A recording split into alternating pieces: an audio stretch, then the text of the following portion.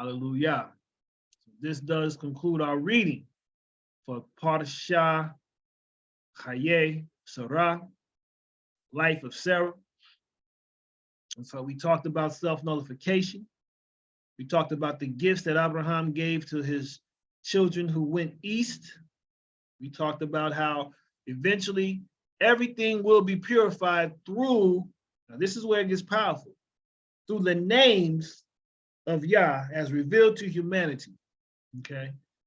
So with the life of Sarah, thematically, what other themes can we say that we ran across in this particular reading that stood out to you all? Are there any themes, any principles, any motifs that you all may have come across that this particular reading has within it?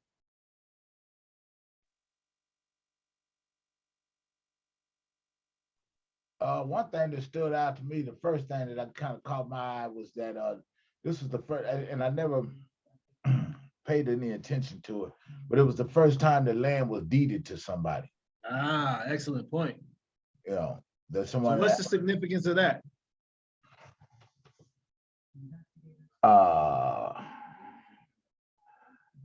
The significance of that. I can't really say. I just know it just stood out. It stood out. What is the purpose of the deed, though? What is the deed Ownership. of land do? Okay. The ownership. It shows ownership. Okay. So this is essential. We'll touch upon that. But yes, this is essential for Abraham establishing his presence in the land through legal matters. Yeah. Right? Deeds. Yeah. How? Go ahead, yes, sir. And then the other thing that stood out to me was in 6, where it says, "Hear us, my master. You are a prince of Elohim among us." Elohim. Mm-hmm. Yeah, that part right there was another thing that stood out. You know. Okay, excellent.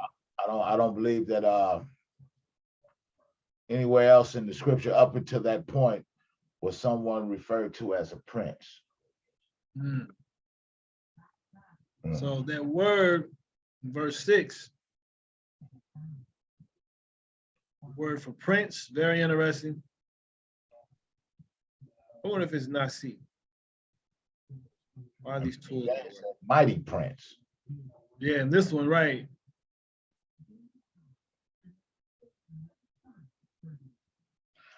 Really, Blue Letter Bible. Brother Aguirre, yes, sir. I did see your hand. What I noticed, the theme is obedience. Okay. For instance, when you look at Peter, the daughter of Sarah, they're obedient. They was humble to their husbands. Mm-hmm. And we see that they more like what I say humble servants, but not servants where to like modern women, they would look at a woman today that's humble or servant to their husband, they would look at her as a slave or something like that. But one of the tests that Abraham did to see if she was a servant, to see if she was humble, was to ask for the water.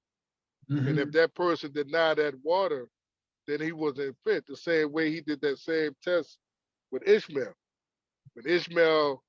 When he went to go visit Ishmael, he did that same test. He asked Ishmael's wife at that time, "Can I have a drink of water?" She was loud. She was cursing out her children. She wasn't obedient. She wasn't a servant, and she rejected him of that water. And Abraham told her to tell Ishmael to remove that nail from this house. And then we see Yahushua doing the same thing. You have a woman that rejected him with water, and she could tell she's not a servant because she got 5 husbands. So if you got 5 husbands, why does she have 5 husbands? She wasn't, to me, wasn't obedient. Wasn't that humble servant. You know what I'm saying? Even though he was saying that he's that water, he is that anointing when she couldn't see it. And that's why he told her that neither this mountain nor another mountain where you worship, because he removed that now. It's like he removed that. You know what I'm saying? She's unfit to be a part of that kingdom. I see. Right. Obedience is vital. 100%. 100%. Excellent point. Yes. And that does typify just, how we are to serve Yah. Very much so. Ima Leovia. We'll come back to you, Brother Kim. Let me let Leovia go. Yes, ma'am. One thing that came to my mind was a while back, a few times years ago, when you think about how much a camel can drink, it's mind-boggling when you think that Rebecca said, I'm here, you can have water, but I will also I'm sure this is probably the custom already, that this is probably a custom, but just the fact of how much water. 10 camels? 10 camels, it could have been almost 50 gallons of water per Easy. camel. But just to think of the, as the brother said, the obedience of, I see, well, the sisters, the women, their obedience is what really sticks out to me. That and hospitality. If you really understand the significance, particularly even with Abraham was a very hospitable man. So when Eleazar, who his servant is in Aram Naharayim looking for his son's Isha, he's looking at the same character traits that his master demonstrates, but even more what Sarah demonstrates to her master, to her Ish, right? And so when we're looking at what Eleazar is doing, he isn't asking for omens. He's looking for character traits. So when he's sitting at the well and he's sitting back and he's just peeping game, it's because he's like wanting to see the character of this woman. Let her be as my mistress Sarah. Let her have the heart of my master Abraham as he serves Yah. So he's looking for, what's the word? A consummate servant. Because this is one of the most important traits that Israel can have as relates to our role as the priest, as the chosen priest of Yah. So the obedience, vital. Even the deed that you speak of, Brother Kim, is important because it relates to this. And to be a prince of Elohim and understand what it is to be a prince and a princess of Elohim, which is what Sarah's name means. Sarah is a name that means princess. But the obedience, yes, that is very typifying. So Brother Kim, come on back up and follow up what you was about to say, my guy. Yeah, that was one thing I was going to, that part with when Brother Rod was talking about that test that he gave to her, and asking of the water, you know what I mean? And that scripture that came to mind, try a friend, and try the spirit and see if it's of the Most High. But that's one of the things that came to my mind. But with that being the prince, if I noticed, hear us, my master, the thing about Abram, and more now that we're going back over, and I'm starting to get a deeper picture of our forefather, Abram. He was a man of some stature. You understand what I'm saying? He was a man that, that people really, what's the word I'm looking for? Respected. Mm-hmm. You understand what I'm saying? Because even Sarah counted unto him to call him Lord, and because he was a Lord of many people. He was the master of many people. He had a lot of folks up under his headship. You know what I'm saying? So that was one of the things that kind of came to mind. But when he was talking about that disobedient part, that was something that kind of stood out to me. I was going to ask about that, but I forgot what I was going to ask. So let me be quiet and let you go on. So I forgot what I was going to say. Well, obedience has an outcome. What's the outcome of obedience? What does obedience produce for the servant? What does it produce for the servant? Yes. What does obedience produce for the servant? What is the servant's outcome? What is the outcome for the servant for their obedience? Recognition. Let me see. You could say that too. Uh, Hey, let's let Aliyah speak. Come on, Nicole. Yeah, there you go. Is it favor or blessings? Very much so. Blessings, right? Favor. But this is about self-mastery, right? Obedience is really a demonstration of self-mastery, right? And through the process of mastering yourself and becoming faithfully obedient, you actually accomplish perfection. You become perfect. You become blameless. You become without blemish. Practically speaking, according to Torah, according to Yah's word, right? Once you find yourself fervently seeking to cling to and fulfill Yah's will, to cleave to Yah, it's like a spouse. It's like your spouse that are truly in love, right? A couple that are truly in love are faithful to one another, right? And they don't want to stay upset with each other long. They don't want to grind each other's gears. They want to make sure that their relationship is as smooth as it can be. And they're going to present themselves to one another as spotless as they can. They're going to refine themselves with and for one another. It's the same thing we should be doing with Yah every day, right? I'm gonna read a quick commentary. I don't know if I can pull it up. I may be able to pull it up. Let me see if I can pull it up. What's it called? Oh.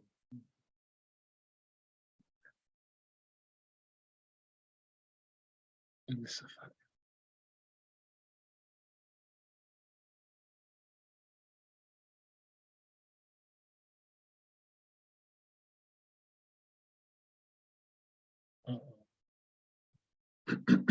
So let's see.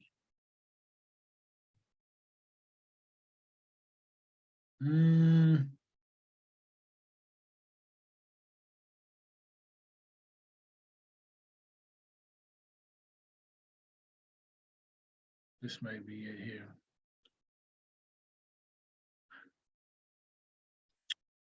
It's the summary.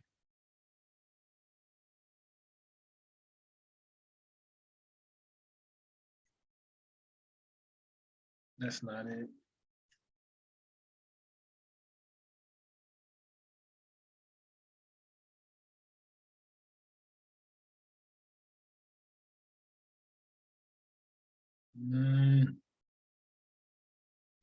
They don't have it on here. I could go to Google. It could be on Google Books. Let me see if I can get it on Google Books. Google Book.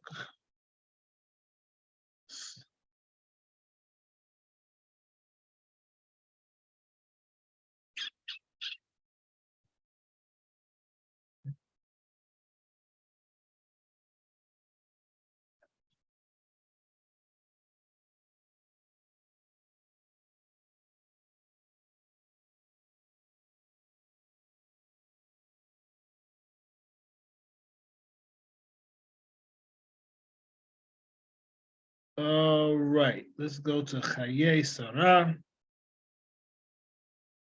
Number 2. This is where I want to go. So here we go. It says Sarah's life was 127 years, the days of Sarah's life. The Midrash says, Yah knows the days of the perfect, the Tamim. Their inheritance shall be forever. Just as they are perfect, so their years are perfect.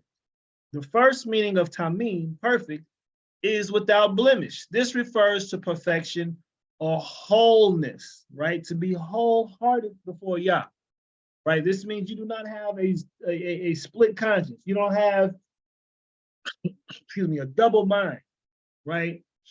We know the scriptures talks about a double-minded man is unstable in all his ways. Well, the way that we resolve that is we find a matter of wholeness, a point of wholeness within us. It may be applied to time as well. The human being was created in order to realize self-perfection. And since we were created in this world, each of us given but a limited time, perfection applies to time as well. So how you use your time can be perfectly spent. If you're maximizing your time and utilizing your time, and you're maximizing like Sarah did, her life was 127 years. That means she lived 127 years. Every moment of her life was a matter of living, intentional living. Does that make sense? You all follow what I'm saying there?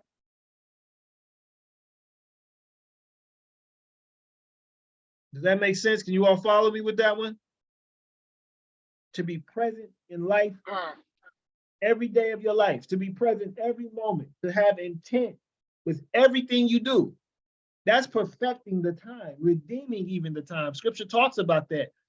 Redeem the time for these days of dark. Well, the way we redeem the time is that we fulfill our purpose and we are intentional with everything that we do. But this is most obviously understood if referred to the awareness we gain every day. The individual's grandfather and teacher said that the day itself is called after the light it contains. For scripture says, El called the light day. This means that the blessed Holy One in goodness renews creation each day. Each and every day, El places a point of awakening in each one of Israel to which they may attach themselves. This is the meaning of which I command you this day in the Shema. Each day, they are to be new to you. Of the one who accepts all these daily enlightenments, scripture says Yah knows the days of the perfect, since it is through the days that this person's perfection is fulfilled. Thus the Zohar says that a person's days make up a garment. For in the upper worlds, there are various hidings of the divine light by the other side. Not everyone can approach the holy, but triumph over this world and the transformation of nature bring about a garment. This allows nature, which is called time, to be joined and subjected to holiness. This is the meaning of their years are perfect. The Sadiq, the righteous one, joins each day to its root. The root of each day finds its source with Yah. By attaining awareness and spirituality within time, person shows that time itself has value. That time too is uplifted. It is made holy. This is how we get to Shabbat, right? This is how we get to Shabbat. Shabbat is the culmination of time, okay? El knows the days of the perfect. Their days are filled only with knowing Elohim, new knowledge coming along each day. Selah. I'm gonna go ahead and put this in the chat, this link. It's not the whole book, but it's a good portion of this book. It's a good commentary on the Parashat, each week's portion. You can check it out. And I'm gonna say this, it's written by a Hasidic Jewish person, okay? And they are, of course, from Ashkelon. The thing you gotta understand about, we've gone over this before, those Ashkenazim who are Torah observant are very scrupulous when it comes to understanding and applying Torah to their life. they're very, very scrupulous. They're very observant. You know, as they're in the Pharisaic tradition, which interestingly is a tradition Yahushua more so subscribed to than he did the Sadducean perspective. But it's rabbinic. And being rabbinic, you know, they're very scholarly in their approach to things. And so when you look at it, you know, you have to look at it and understand it from that particular perspective in the pedagogy of Torah. And that means how Torah is to be instructed, how it is to be taught, and how we are to learn and apply Torah to our life. So these are, it's good insight. I'm not saying it is definitive, but it's something to use as a springboard to stimulate thought on how to go about carrying forth the Torah. But this is important because, again, when we understand perfection, when we understand that we are to invest our time in knowing Yah, in seeking to serve Yah, in spirit and truth, as we read in this particular witness for this week.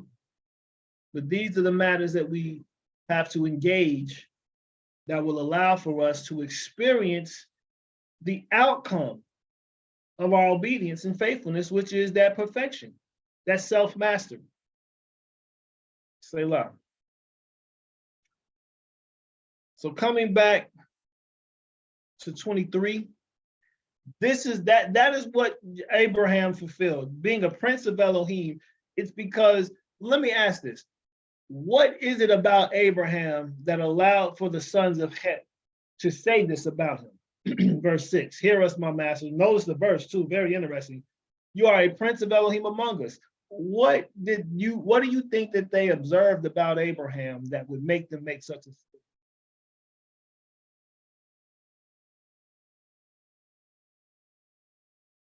I'm not sure. I like I said, I'm starting to see him in a different light, because I just never really. Now that I'm going back over it again and actually walking through the Torah, once again, I had an introduction to our father Abraham, right? Mm-hmm. But it's like I'm starting to see a little bit more off into his life, and I know we have to take a lot of these things and apply them to ourselves. But was it the way that he walked? What do you mean by that? How can I say it? Okay. Can I put it in? If the Father would allow me to put it in everyday terms, have you ever met a person that it was just something about their presence, something about their demeanor or the way that they carried themselves just demanded respect? You ever had seen those type of people? I remember, in the best way to explain it, I remember when two instances in my life. We had a teacher when I was in the sixth grade. Her name was Mrs. Kane. And long before I got to the sixth grade, her reputation preceded her. Everybody knew, man, that's the one teacher you did not want to draw for sixth grade, right? And I ended up getting her. But she taught me a lot, right? And then the second time was a guy by the name of Silver Street. And he was a PE teacher at my junior high school, but his reputation preceded him as well. And I remember the first encounter that I had with Silver Street. He was walking across the quad, and he was a big, tall guy with a great big old afro with big platform shoes on, bell bottoms. This was the 70s, y'all. Early 80s, yeah, late 70s, early 80s. But I remember it was just his stature. It just the sight of him. I never even talked to the man, but I was afraid of him. You understand? And I mean, most of the kids were, you know what I mean? It was just something about his stature. It was something about his presence that just demanded respect. And I'm thinking maybe is this something that is this something? Is this another example of that? You could definitely say that. You could say that as well. Because I mean, like in six, because they were so willing just to, hey, they were like, man, what is a few silver coins between us, man? Hey, you go get what you need to get. You know what I mean? We good. You understand what I'm saying? you know, it was just the way that they just entreated him, man. It was like yeah, he was a man of some stature. That's the only way that I can describe what I'm starting to see of him now. You know what I mean? Right, wow. Yeah. Maybe somebody else could get a better understanding. I mean, give a better definition of what I'm trying to say. But it just seemed like he was just a man because, like in 6 keeps pointing out to me, "Hear us, my master," or you know, in the King James it says, "Hear me, my Lord." You know, and everybody called him Lord. You know what I'm saying? You know, but it was just something about his nature. It was just something about him, and the Prince of Elohim. You know. Right, wow. Yeah, today we'll probably say a man of. I remember we used to refer to most preachers as men of God. You know, that's a man of God. You know, back in those days. Mhm, Now, no. mhm, mhm. Man So of- think about that though. So let's really break this down. The Hebrew word is Yeah, I nasi. think, Go ahead, brother. yeah, I believe too, they all heard the stories. So they had that fear, you know, being tossed in the pit with Nimrod, seeing what happened to the people that went when he went down to Egypt, and seeing what happened to Abimelech. So I'm quite sure, you know, they heard the fame, so they knew that this is somebody that you don't want to mess over. This is somebody, you know, they probably heard the story of Sodom and Gomorrah, you know, and they probably thinking, you know, because they kidnapped it, you know, Lot, he probably had something to do with the burning of Sodom and Gomorrah. So it's like, you know, you could imagine the fame that probably was that was being said about him through all these nations. Mhm, yeah. mhm. That's surrounding him. It's almost like, yeah, you know what I'm saying? Like I said, I'm starting to see a different picture of him than I had before. It's starting to become a little deeper. I'm starting to see him in a different way. But like what Brother Akrai was saying, in these different instances and the things, because he was a man of war too. You know, he get with you quick. You know, Yeah, he didn't he play fly around. your head. He fly Yeah, your head. He yeah, fly your head. yeah. He'll split your wig fast. Yeah. Indeed. So let's draw this out a little bit more. Think about it. A prince. What is the relationship of that to Elohim? As a prince of Elohim, what is the relationship? Now that's the part that I'm kind of stuck on today. That part there, and the Prince of Elohim. You know, that's the first time that I've seen up until this time that someone is referred to as a Prince of Elohim. You know, Mhm. So what's the relation? Who is the prince? What is the prince? For instance, Yahshua. Okay, just let's think of it in terms of descent. Just think of it in terms of the descent. Who is the prince into what? Who is the prince to who? What relationship does the prince play in the bigger picture of their role in the kingdom? I mean, he's second of command. That the king would be Yah, right? Is it Correct. the, Go the ahead, son Emo. of the king? The son of the king. I was saying the. Yes, Mhm. that is so important to understand. So what you're seeing, and I'm gonna fast forward a little bit. You're seeing this line being established. You're seeing this descent of family being brought to the forefront in this chapter 3. You're seeing the relationship,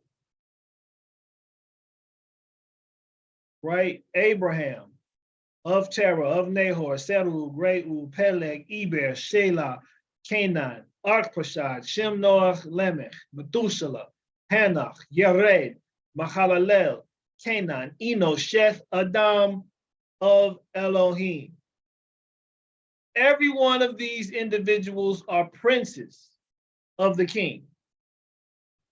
But even deeper, all of these souls here unified are Elohim at the same time. And so what is happening is you're seeing the nations recognize the sovereignty of Yah in his people. Because this is a kingdom. If he's a prince, he's related to a kingdom because he's the son of a king. And this is where we have to start demonstrating our sovereignty in Yah as children of Elohim. And the way that we do that, we've been talking about it: faithfulness, obedience, submission, nullification of self for the will of Yah.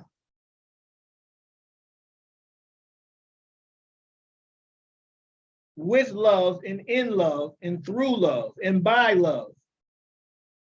For Yah, all of our heart, soul, and strength, and for our neighbor as we love ourselves. In spirit and truth. These are the principles that we have to start embodying through and with the instructions of the Torah that lead us to the manifestation of not only Torah consciousness, but even deeper, Messianic consciousness. Because that is the full realization of who we are. We can have Torah consciousness, that's great. You're aware of Torah, you know, that is still somewhat external to you. You have Torah consciousness. Torah consciousness should give birth to Messianic consciousness, because Messianic consciousness is what the new covenant is all about. The new covenant is the Torah written on your heart and placed in your inward parts, which allows for you to give birth to Mashiyach in you. And this is what Abraham understood, and more importantly, demonstrated. And even deeper, was observed by the people whom he dwelled amongst. You are a prince of Elohim among us. You're not like us. You are prince of the Most High among us. So something set him apart. Something distinguished him from his neighbors.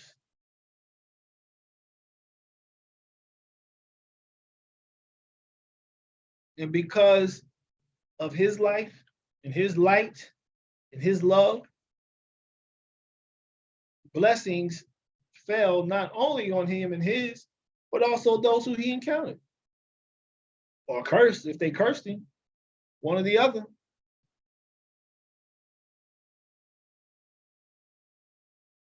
So now we see in this Abraham establishing the Holy Land as the land of promise for him and his descendants. This is the negotiation. This is the wager. This is the transaction that established Hebron as ground zero for Israel, particularly the cave of Machpelah, which is in Mamre, in the land of Canaan. So when you're dealing with this here, this deed,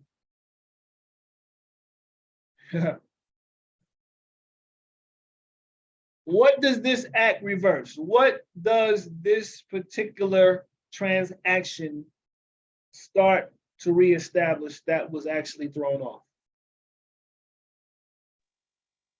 Ownership. Expand. That the Most High told him that the land that you're standing on, I can see, will be yours.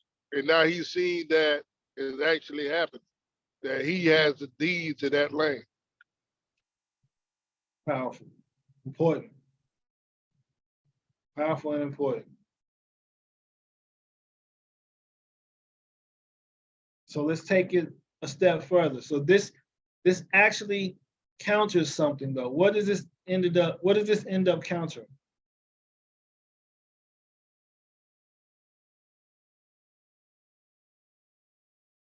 What does this reverse? When you say reverse, as far as a decree, did it reverse a decree? You could say that. You could say that. You can most definitely say that.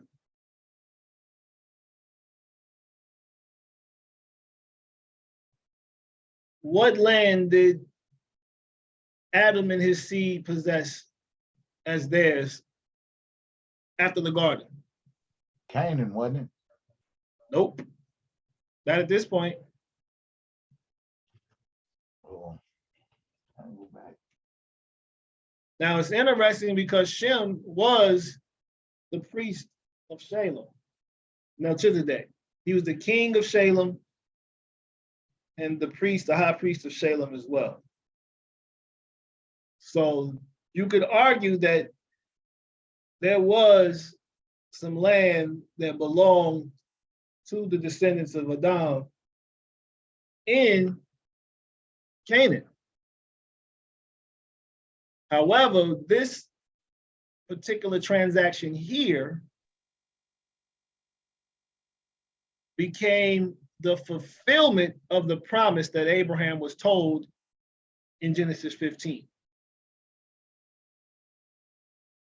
Okay, this was the initial step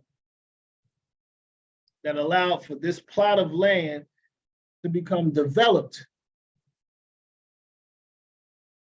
by him and his descendants.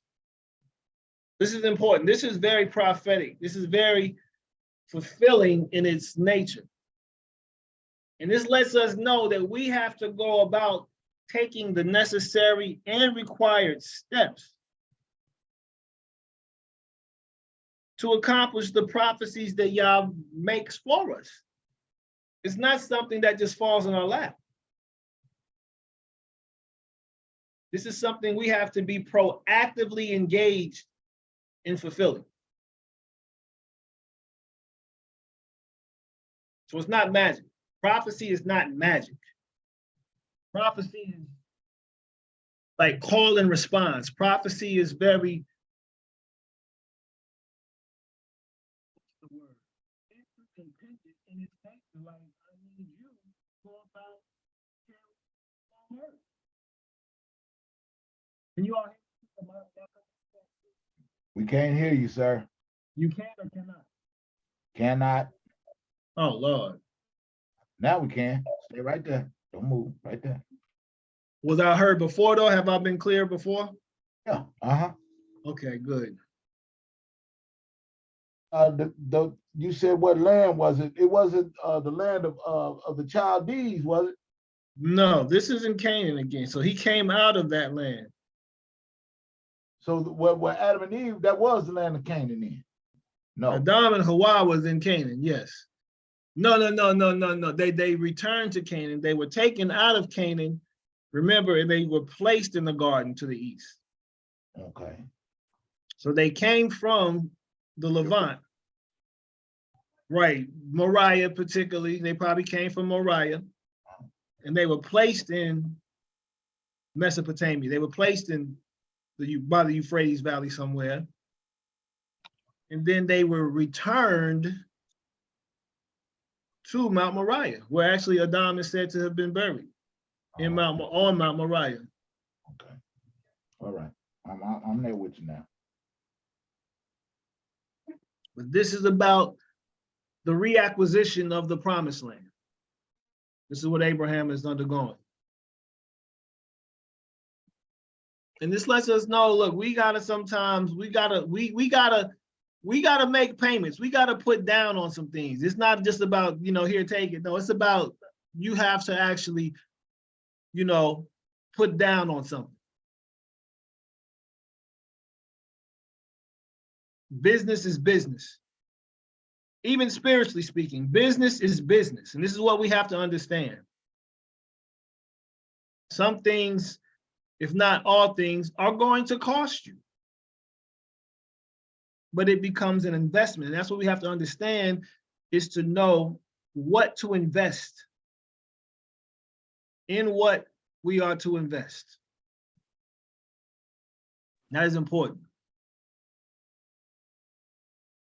We have to be intentional. We have to be strategic. We have to be negotiable.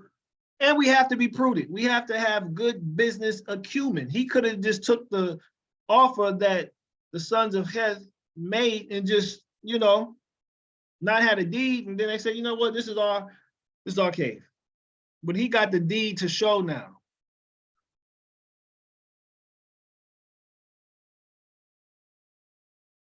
So we got to have good, savvy sense. It reminds me of the parable of the manager who got fired, but he went around and started collecting debts from his master's people who were indebted to his master.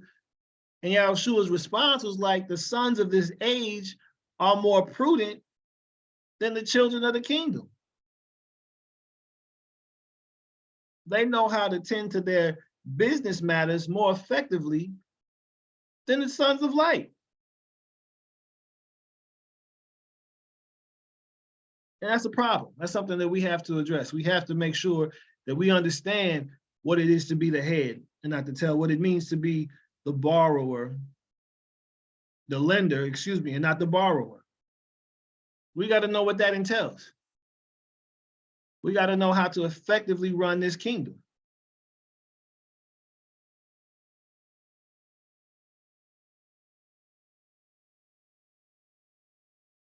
Any other thoughts before we go on to the next chapter?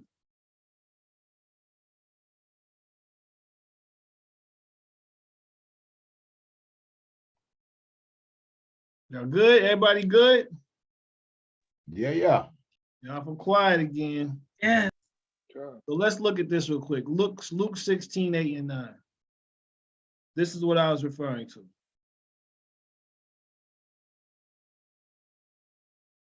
So he's removed from the managership. So he calls all of his master's debtors to him.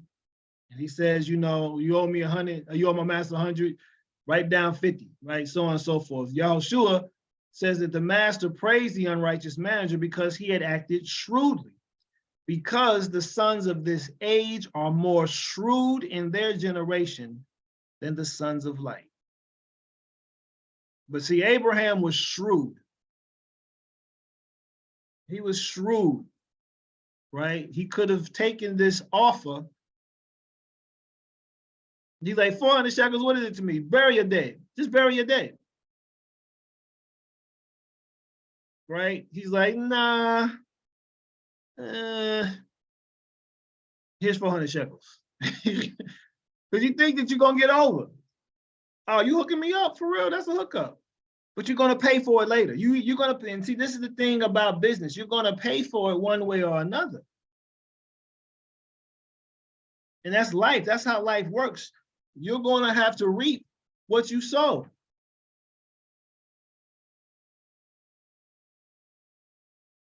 And that's just a spiritual principle and a spiritual dynamic that applies to all of us.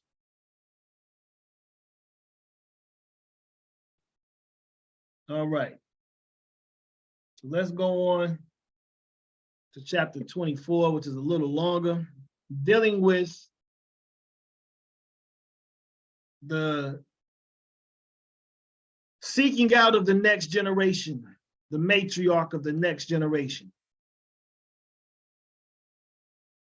You can see Abraham here was more seasoned now, but Yah had blessed Abraham in every way. Here's the question: why and how? How and why? Better yet, let's start with this. Why did Yah bless Abraham in every way? because he was faithful. You know, like I said, he was a man of some character. I'm starting to come to understand a little bit, Mhm. but he was faithful. You know what I mean? If he said he was gonna do something, he did it. You know, and not only that, he looked out for people, Yep. including his own house. And I think that was key because we do understand that the Most High is big on hospitality. He's big on us taking care of one another. You know, that's the one thing about him. We are here to be stewards one to another, ministers one to another. We're to take care of each other. And so that was one of the things that he did faithfully. You know, I can't recall a time where he failed to meet a need for someone. Mhm. I Mhm. think so. Excellent. Excellent. Cole Aliyah, yes, indeed. Oh, that's exactly what I was gonna say also. But then it came to mind as Kim was speaking that the scripture says if you're faithful over a little, he'll make you faithful over much. And Good when he word. had one son and one concubine and Sarah, he took care of them. And then when he had many sons and many concubines, he took care of them too. Excellent. Excellent analogy. Or not analogy, analysis. Excellent analysis. Indeed. Abraham was faithful in all of his ways. And being faithful in all his ways, Yah could only respond by blessing him in every way. So that's just how it goes. Once we're able to serve Yah with fullness of heart, soul, and strength, like Abraham did, then we're able to get the blessing in like fashion. So that's how this operates. I mean, it's a simple formula. It really is. It's not necessarily easy, but it is a simple formula that we can carry out and that we can fulfill and receive the favor of the blessing in light of what we do. So excellent, excellent. So the order, see, this is what's so different. When you look at Dawid, so Dawid, his order was more chaotic. Even though Dawid had blessings, his order was a little more chaotic than Moshe. Excuse me, than Abraham. And so Abraham was able to experience less tumult in his life. And because of that, we can see the rewards and the favor of Abraham through what he bestowed upon Yah, upon Abraham. And so now that his order is established, he has servants that follow him in everything that he does. He now entreats Eliezer under oath, right, to testify, if you will. This is where the word testify comes from. Please put your hand under my thigh, right? So that I make you swear by Yah, the Elohim of the heavens and of the earth, that you do not take a wife for my son from the daughters of the Canaanites among whom I dwell. So this is where the testimony or the to testify comes from, because placing his hand under his thigh, as strange as it sounds today, is swearing on your progeny. And we talked about this last year, and we could quote Tony Montana from Scarface. He says, all I have in this world are two things, right? His word and his manhood, so to speak, right? And this is what Abraham is making Eliezer swear by. Do y'all follow what I'm saying? Okay. This is what makes a man a man. A man is one who stands on his word for his family. Right.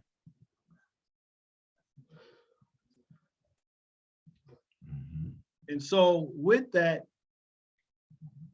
he's like, don't take women from this land here. So my question is, what was wrong with the Canaanites? Yeah. Why? Go ahead. For one thing,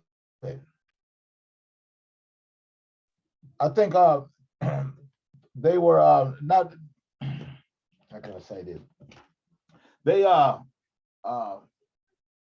for one, they weren't believers, right? They Okay. didn't follow the same customs as Abram. Okay. That was one thing, right? And it really wasn't necessarily, I know today we try to tie a lot of things into race, but that was not the case here.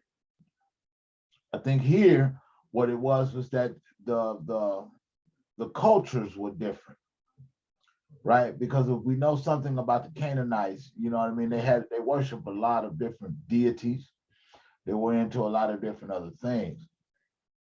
And so I think what Abram here was trying to do was to make sure that these type of things did not creep off into they were off into a lot of different other things. The culture was different, the mentality was different. You understand? Is that making sense? It does, very much so.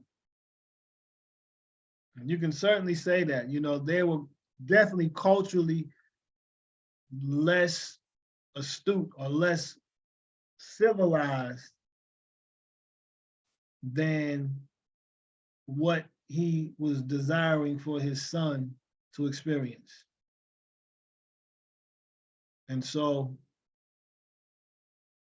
he knew that his family, well, what did he know about his family back in Aram Naharayim? What did he understand about them?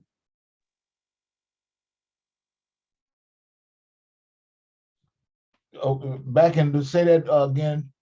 What did he understand about his family in Aram Naharayim, as opposed to the children or the daughters in Canaan?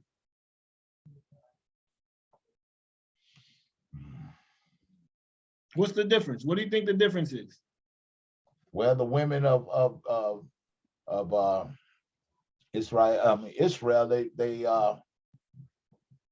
followed the Most High. Well, in his house, they followed the Most High. And so that came with a different mentality. It came from a different mindset. Because I'm quite sure that he had to teach these women. He had to spend time and pour off into these women. So these women knew what was expected of them. Whereas, and so a lot of them came up under that tutelage, I would think, right? Just like Brother Akrai was saying earlier, how that Abraham, his reputation preceded him.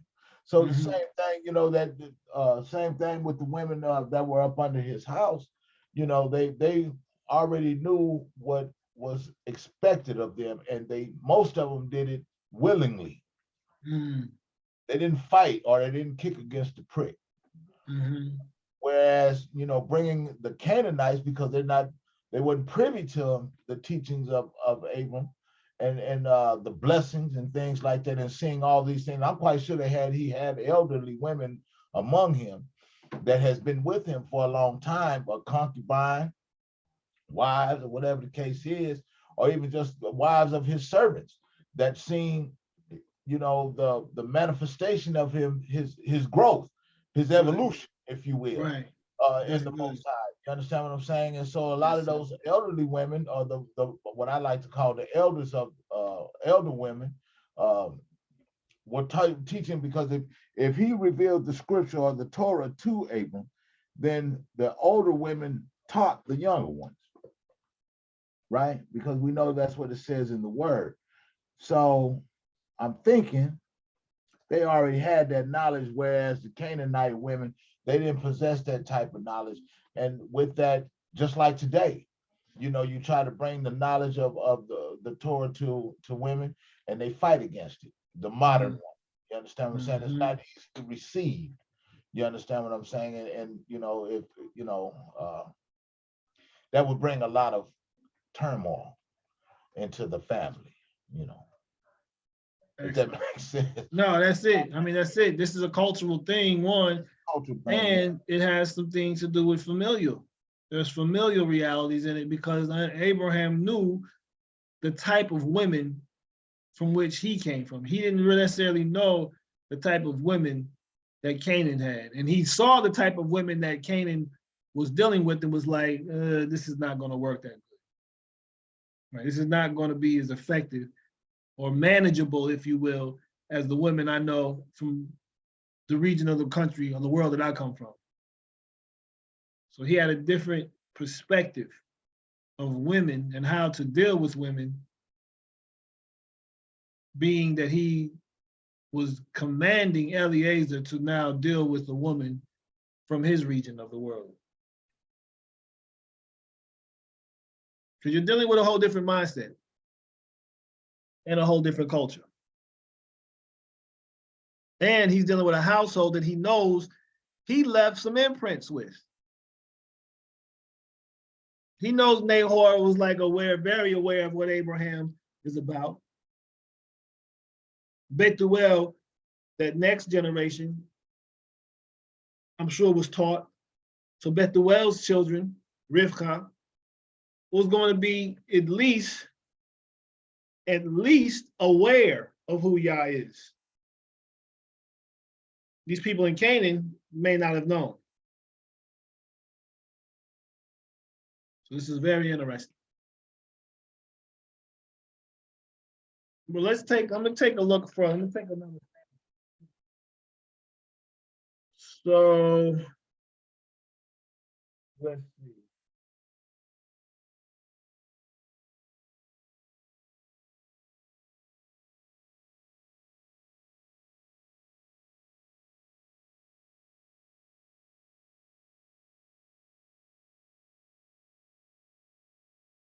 So this is a thing of what they call endogamy as well, bearing within the clan. So the Torah requires that Israelites marry fellow Israelites. They call that endogamy.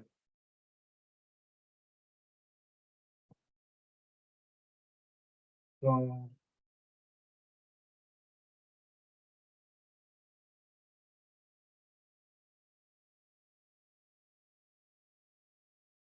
let's see.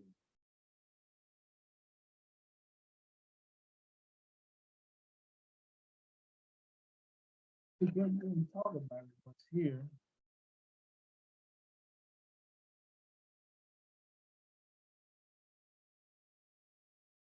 But the endogamy is very interesting because now you're staying within a familial line, so to speak, right? You're keeping it close to home. Because we know Abraham married his father's daughter, not his father and his mother's daughter, but Sarah was his father's daughter. So this was a very taboo type of matter, really, especially for us today. Back then, it may not have been as taboo, but he married his father's daughter. So you can see that mindset as well being present with the endogamy being a matter of there. But he's reminded of the promise. And so now he's looking to carry forth this promise. So he's looking for a caliber of woman who is able to bear this seed.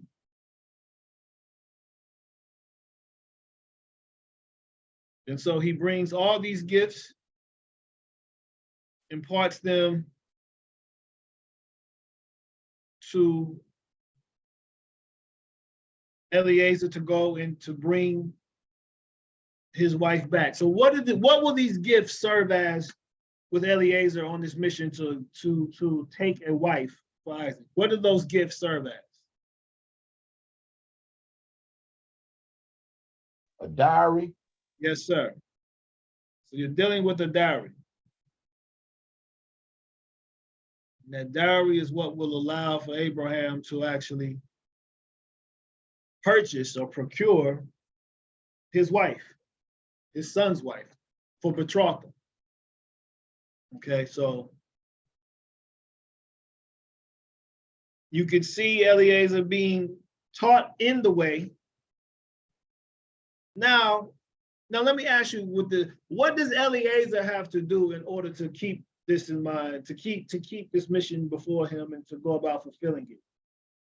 Keep in mind, well, we'll come to that now. What does Eliezer have to do?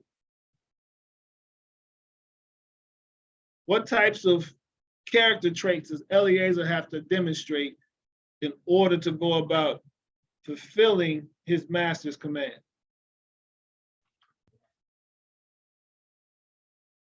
Well, he had to be a good listener. Mm-hmm. He had to be detail oriented. Okay. He had to have a spirit of a servant, and he had to have love for Abraham. Mm-hmm. And not only that, he had to have an ownership type of mentality. Truly. You see, And he had to nullify himself. and he had to nullify himself. He had to set his will aside. To be a servant, it's not about your will. Yeah, ain't about you. Yeah. So he's fulfilling his master's will. Yeah. So keep in mind, Eliezer at this time was just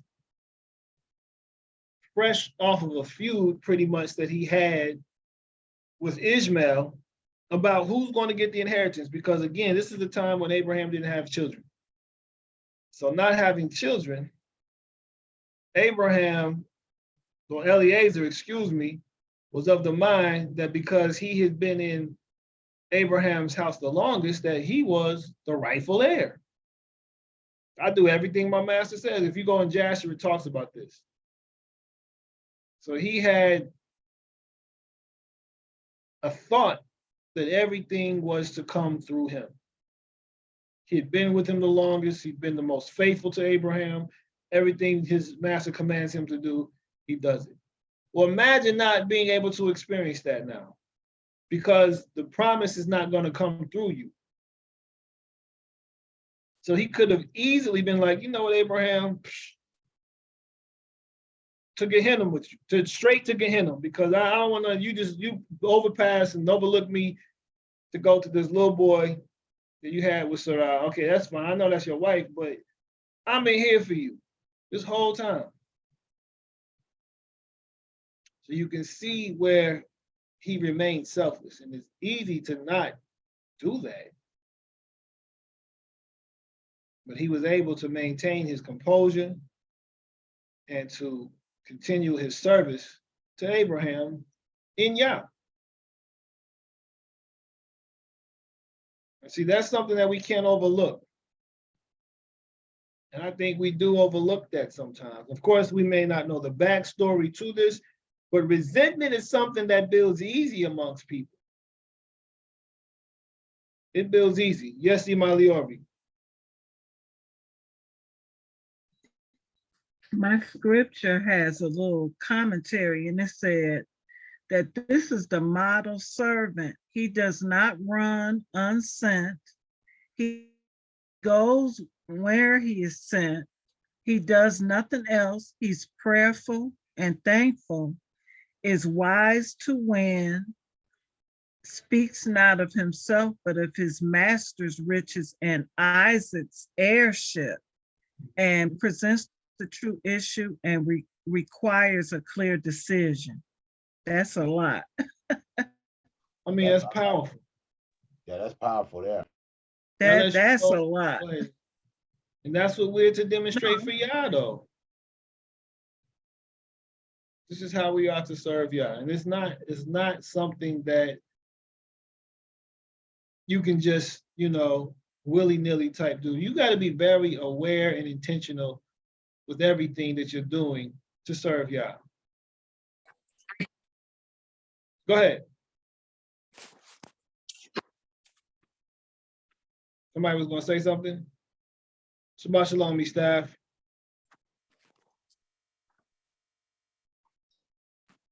So yeah, hallelujah. Eliezer was a very humble man. And again, being taught in the ways of Yah, he's prayerful. Here you see him offering a prayer, right? And so a lot of people think that, again, he's looking for an omen. Verse 14, he's not looking for an omen. He's looking for character traits. He's looking for loving kindness. He's looking for chesed, the mercy, the attribute of loving kindness to be this woman, because that is what he comes from. He sees that with Sarah, he sees that with Abraham, and he's looking for that to be continued to the next generation. Very much so. And so as soon as he prays, look at Yah's favor. Look at Yah's kindness. Before he had ended speaking, see, Rivkah, who was born to Bethuel, son of Milcah, wife of Nahor, Abraham's brother, came out with a jar on her shoulder. This is how our prayers should be answered.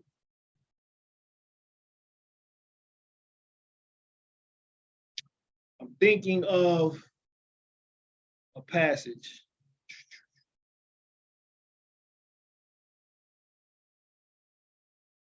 I think it's in Isaiah. Can I say something right quick, sir? Please do. And I was noticing something where they were saying that when they prayed for this woman, but you know, that character, I don't know why that's been coming on, but it's that same type of it kind of like when he was praying for this woman, it almost as if it described what so many sisters love, what is that, Proverbs 31? Mhm.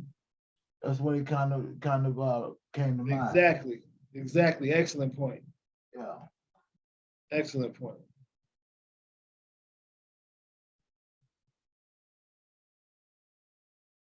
So this is what is being fulfilled here. In that day, this is Hosea chapter 2, starting at 18, I shall make a covenant for them with the beasts of the field and with the birds of the heavens and with the creeping creatures of the ground, when bow, sword, and battle I break from the earth, and I shall make them lie down in safety. And I shall take you as a bride unto me forever, speaking of Israel. So this is about the betrothal and the wedding, okay? And take you as a bride unto me in righteousness and in right ruling and in kindness and compassion. And I shall take you as a bride unto me in trustworthiness, and you shall know Yah. And it shall be in that day that I answer, declares Yah, that I answer the heavens, and they answer the earth, and the earth answer the grain and the new wine and the oil, and they answer Yisrael. So you can see here how as soon as before he ended speaking in prayer, that Yah answered him with his blessing, with his prayer.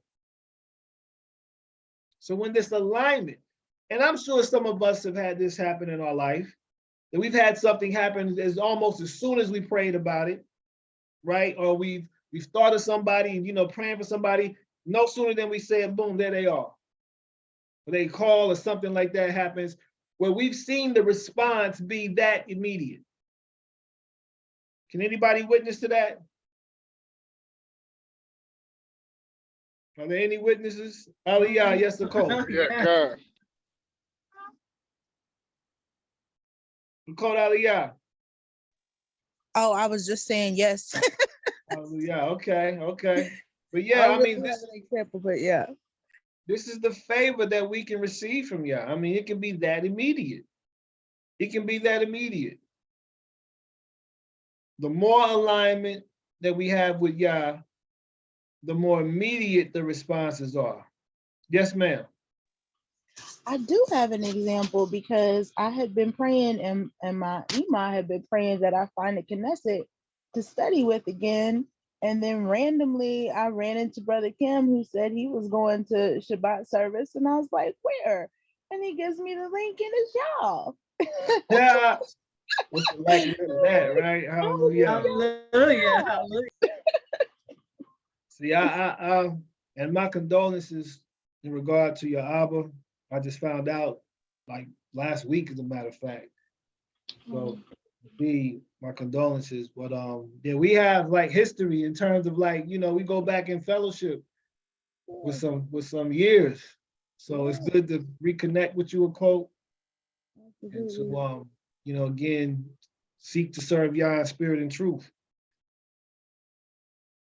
Hallelujah. So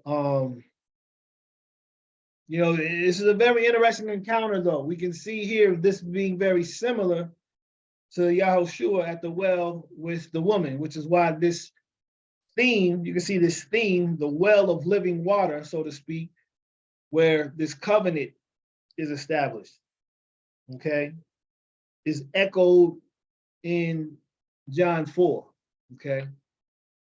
And so this is where we can see that initiate, as Yahushua had a similar experience as well. And so with this experience here, again, we see the humility, we see the hospitality, we see the virtuous nature, the capable nature of Rivka, who becomes the second matriarch for the people of Israel. Yes, sir, Brother Kim. Now, if you go back down, I mean, can you scroll back up to, was it 16? Go down. It says, and the young woman was very good looking and a maid, no man having known her. And she went down to the fountain, filled her jar, and came up. And the servant ran to meet her and said, please let me drink a little water from your jar. And she said, drink, my master. That word Lord again. And she heard and let the jar down to her hand and gave him a drink. The same and I know everything is in decency and in order. And I know a lot of times today we have gotten to the place where in society the roles have gotten reversed, right? Mm-hmm. And I'm noticing the reverence that a lot of these Sarah had for Abram. Now this lady here, I mean, the lady here having reverence for the servant. Wasn't this the servant she was talking to, or was this Abram she was talking to? No, it's Salazar. That's the servant. That's the servant. Now she even showed respect to the servant of Abram. You see that? And it kind of goes back over, you know, even in the Genesis, right? When Adam and Eve, when he said, "In your desire shall be unto your husband, and he shall rule over you," right? But I'm just noticing how can you say the reverence Mm-hmm. that the women had for the men then? You understand what I'm saying?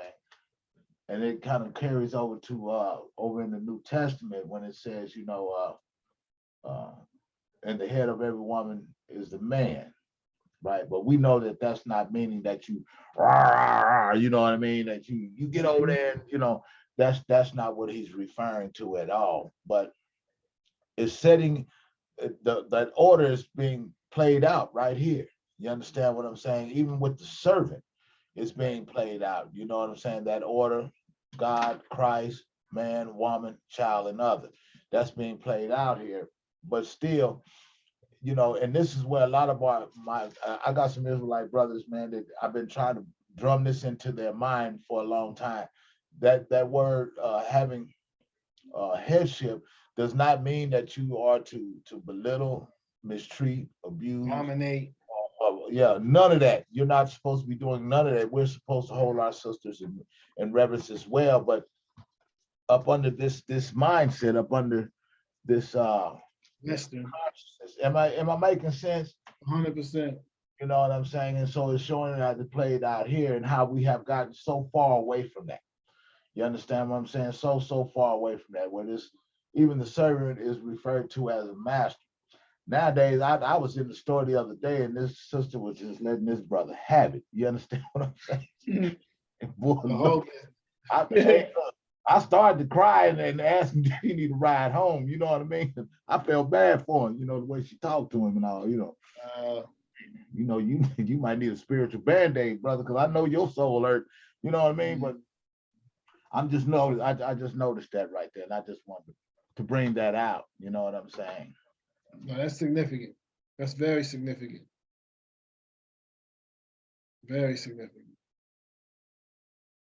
And so, looking at these traits, this humility, the hospitality, the submissiveness, all these are traits that Israel is supposed to have, though. So we're looking at this as a specific feminine trait, right? The trait that a woman is to demonstrate for her husband. But what's so deep is this is a similar trait that we are supposed to have for Yah. This is where we are able to learn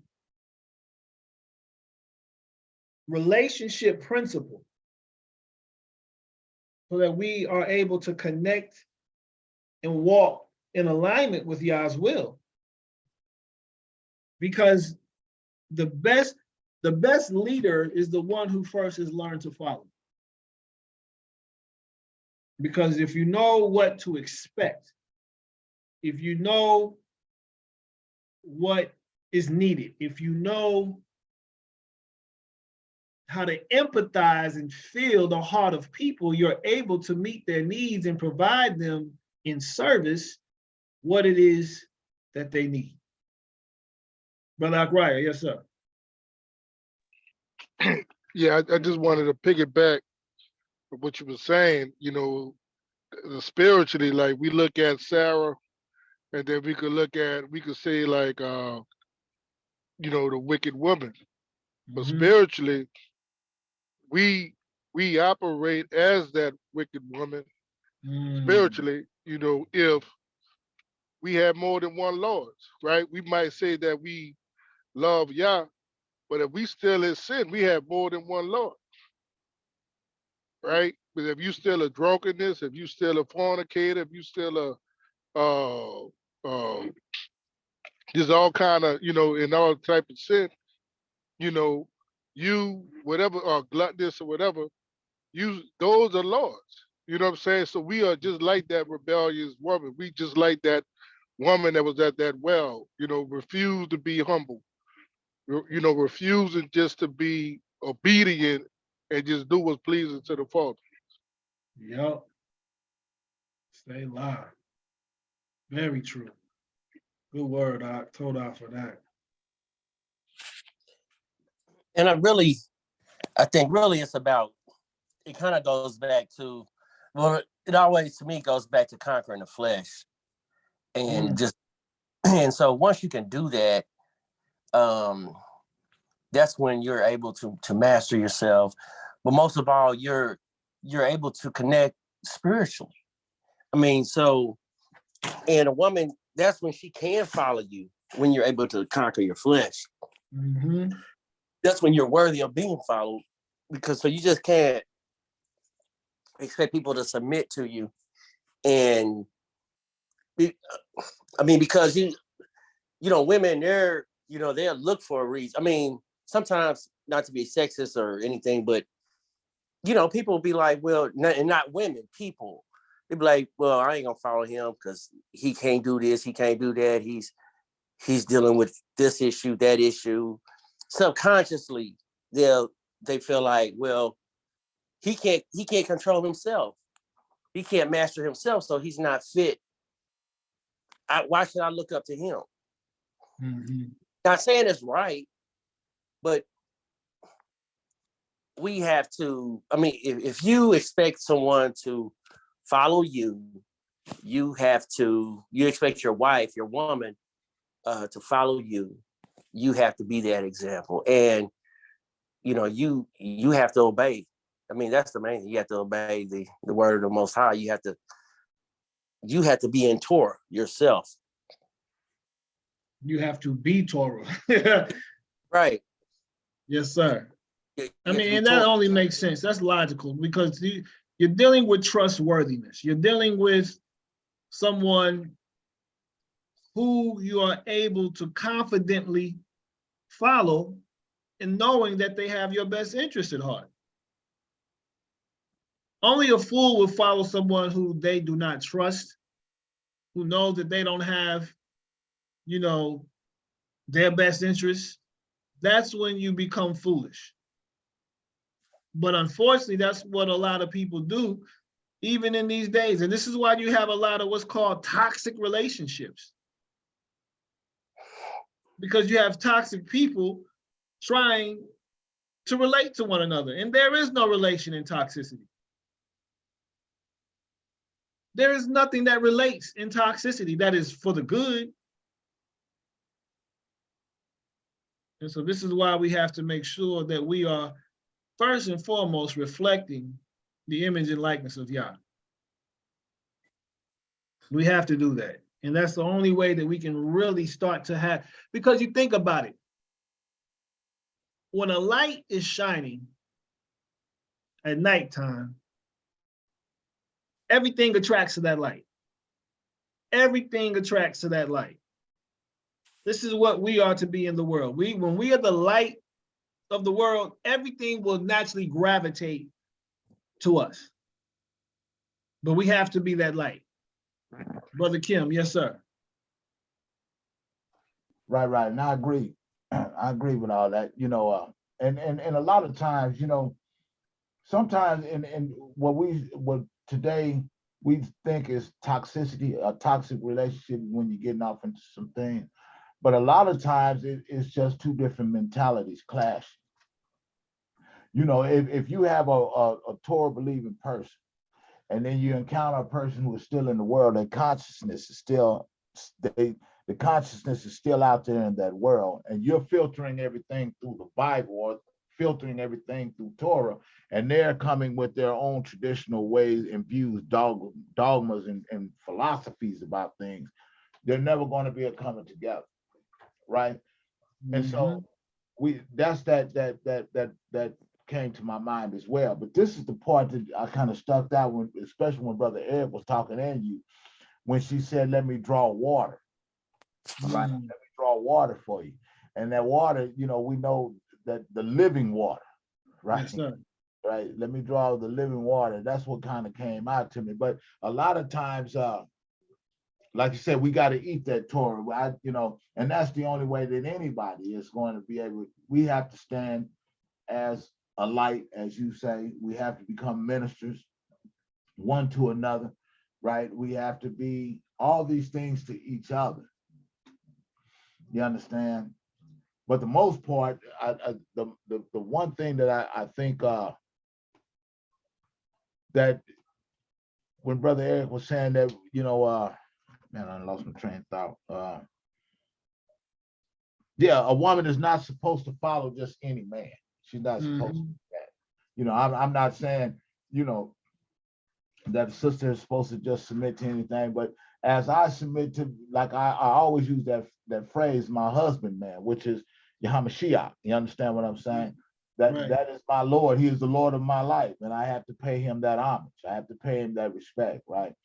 And the same is with the women in our lives. We have to get to a place where we are Hamashiach, like you said, and they see that in us, right? Because he was what? A provider. He was also a protector. He was a counselor. He was all these things. A man has to wear a lot of different hats, just like Brother Abram did. You understand what I'm saying? He wore a whole lot of hats for a whole lot of different people. You understand what I'm saying? So that was one of the things. I guess that's the reason why I was bringing that out, was that order, to show that order exactly. And a lot of times, women back then, they had that kind of example, I guess you could say, right? Brother Eric was saying, but that's just something that kind of stood out. No, that's rich. That's rich. That's real. That order is so vital and needed. So 100%. And this is where the Torah provides us with that. The Torah gives us that. Go ahead, E. We were in study. All of us who were in study at one point in time, we brought up the fact that it was we are all supposed to be striving for priesthood, and it was that actually were the ones that had all powers given to us from the Most High, or the supernatural powers. They were the ones that were teaching everybody. They're the ones that were studying the stars and breaking everything down into years, days, months, what have you, but they established the order, whatever order that we have today. It came from them. I mean, it's been passed down, but the more that you're aligned with the Most High, the more that you are Torah, then the more you're able to teach and shine, and you can tap into you. That's how you tap into your, for lack of a better word, superpowers or extraordinary powers, which is what is required today.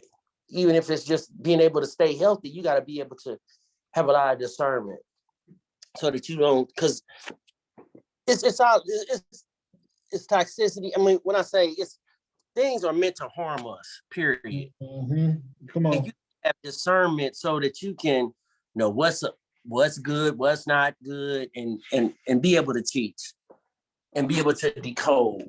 And you get those gifts by being in alignment. Right.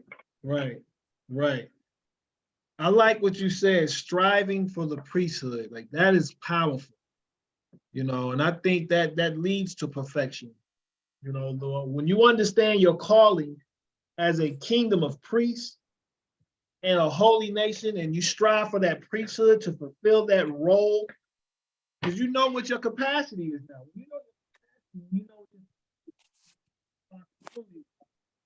It becomes easier to fulfill. So 100%, that's great. Thank you for sharing that. That was great. And so now that these prayers of Eliezer have been fulfilled, Rivka is revealed. And see, this is what, like, fulfillment leads to revelation.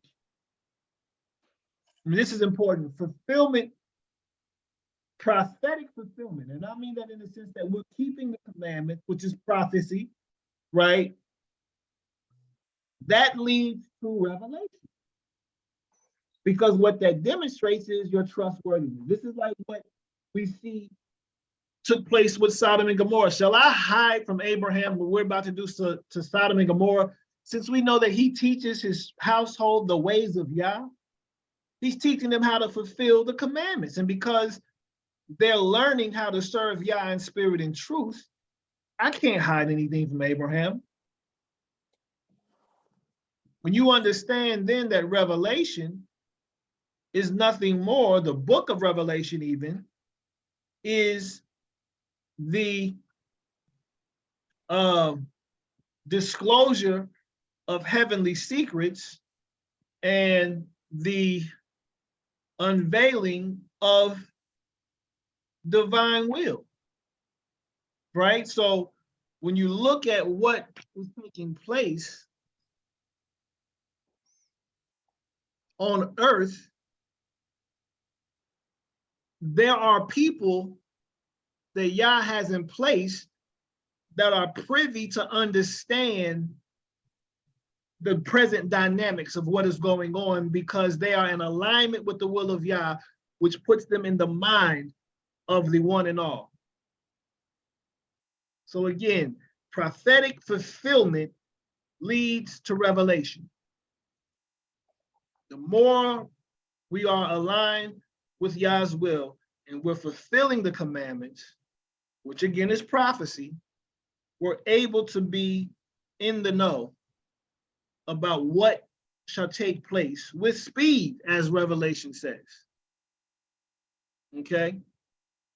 So we'll see these things. Go ahead, somebody's gonna say something.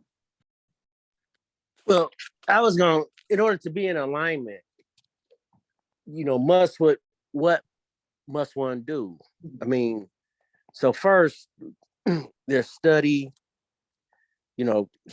study to show thyself approved. Right. Fasting, prayer, application, obedience. And, I think, me, myself, I struggle with, when I say obedience, yes, I struggle with obedience in Babylon. And I guess that's the kind of one of the struggles, because we live in Babylon. But that's where it's an excuse That's what I'm saying. But still, I think that that's a challenge for myself. And but it's all through study, prayer, fasting, meditation. Is how you are in alignment. But I think it's a constant effort to do that, to purge Yeah, truly. all that is not holy. I mean, because so it's I don't know. No, you on point. You on point. I'm gonna have you all. Can you continue speaking about? 'Cause I gotta just step aside for one moment. If you all could go into the remaining verses for chapter 24, and we'll get into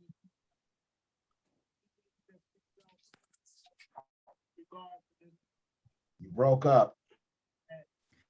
Well, I guess I would like to encourage you, Brother Eric, because we all have our things that we deal with over time. I think, well, I could just say, look, you get older and some things just aren't, it doesn't even make sense anymore. I guess that can happen too, Yeah, it's just after a while you feel like this doesn't make sense, and maybe I'm getting a little too old for such behaviors. right. But I will say that you definitely are not alone, and that and I'm sure that others can attest as well that like you're saying, with applying the word and being in the word, putting that before you, playing different music. It's so many things that we have to turn away from Right. that are in life. And a lot of it can be music. It could be, what's person, places, and things that we have to let go of. So, you are not alone. And I just want to encourage you on that one. Well, I appreciate you. I it's just one of those. It is. I mean, and I think that's the challenge. Is that we all fight not to be a product of our environment. Once you understand what's going on and your role, the other part of it is you have to know your environment, but also know not to be a part of it, if that makes sense. Because you have to know not to be a part of. right And, in the world, but not of it. right. So Absolutely. discernment comes in, discernment, application, and I think what society is so much against is fasting. Everything is just meant to. I mean, we're consumers and everything, but once you're able to fast, that's for one, that's self-control, which is no, and it's just just being able to control your appetite, and it's huge. I mean, it's like that's one way that you can physiologically tap into your higher power. Is just being able to deny yourself, sacrifice yourself, and it's for a greater gain. That's why it's called a sacrifice. But we have to be willing to make that sacrifice. Yeah, that's real. You know one thing, brother, Eric, it's good to see you back on here too, brother. I be missing you sometimes, man. Oh, no problem. Good to be back and good to be seen and to be in the present. Yeah, the one thing I found out, especially with that fasting, man, and not only does it help to bring those appetites up under subjection, right? It helps you to actually find out more about the one thing that was entered into my heart that has never been there before was a word, not belief, but conviction. Mm-hmm. I never had convictions. I always had a whole lot of beliefs, but I never had any convictions. My beliefs changed like the wind. Something came along that either deepened that belief or broaden that belief, but that belief would never remain the same. But the one thing about convictions, what is it, the things that I stand on today, you know, that I just absolutely will not budge on, you know, and I think that is the core today for me when it comes down to interacting with people, potential mate, jobs, or anything like that. What is it about them that I can tolerate, and what is it about them that pushes my convictions? Right, the one thing that I just cannot live with, because there's a whole lot of things I can live without, but there's not a whole lot of things I can live with, you know. And that fasting was one of the things that helped me to find that conviction. What is the things that I stand for, you know? I remember one day I was at work, and I was going over an old Shabbat study that we were having, you know, and with eating that Torah, and I noticed something about Moshe, and he's always been one of my favorite personages in the scripture. And it was the one thing about him, he stood for something that not this his conviction was so strong that people died for it. You know, literally got put to death behind it. And I thought about the Maccabees as well. And also Brother Saul, you know, who killed for it, you know, and then the ones who died for it, you know, they were willing to kill and to die for what their convictions, what they stood on, what was absolute in their life. And I think for me, that's the one thing that I'm trying to reach today. You know, I used to say to myself all the time, I want to reach a level of spirituality that supersedes anything of this world. That's being in this world, but not of it.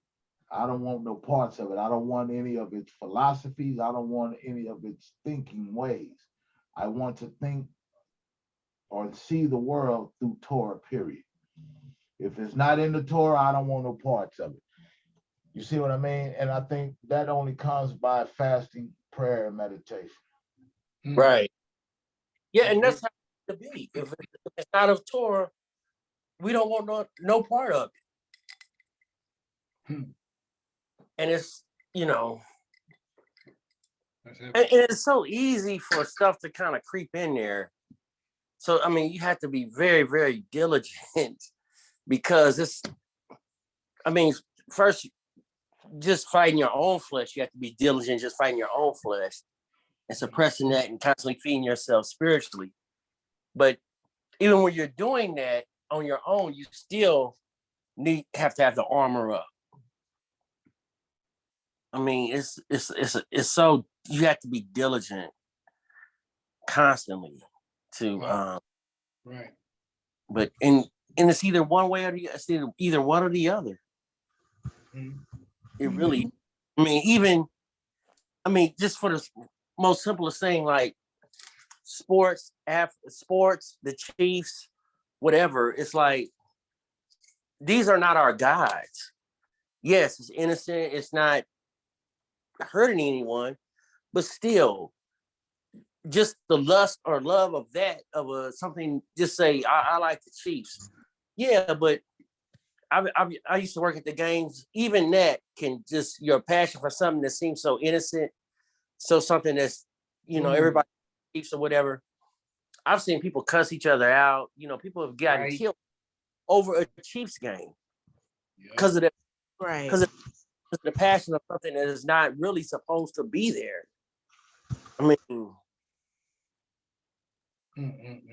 I mean, yes, it's entertainment or whatever, but still.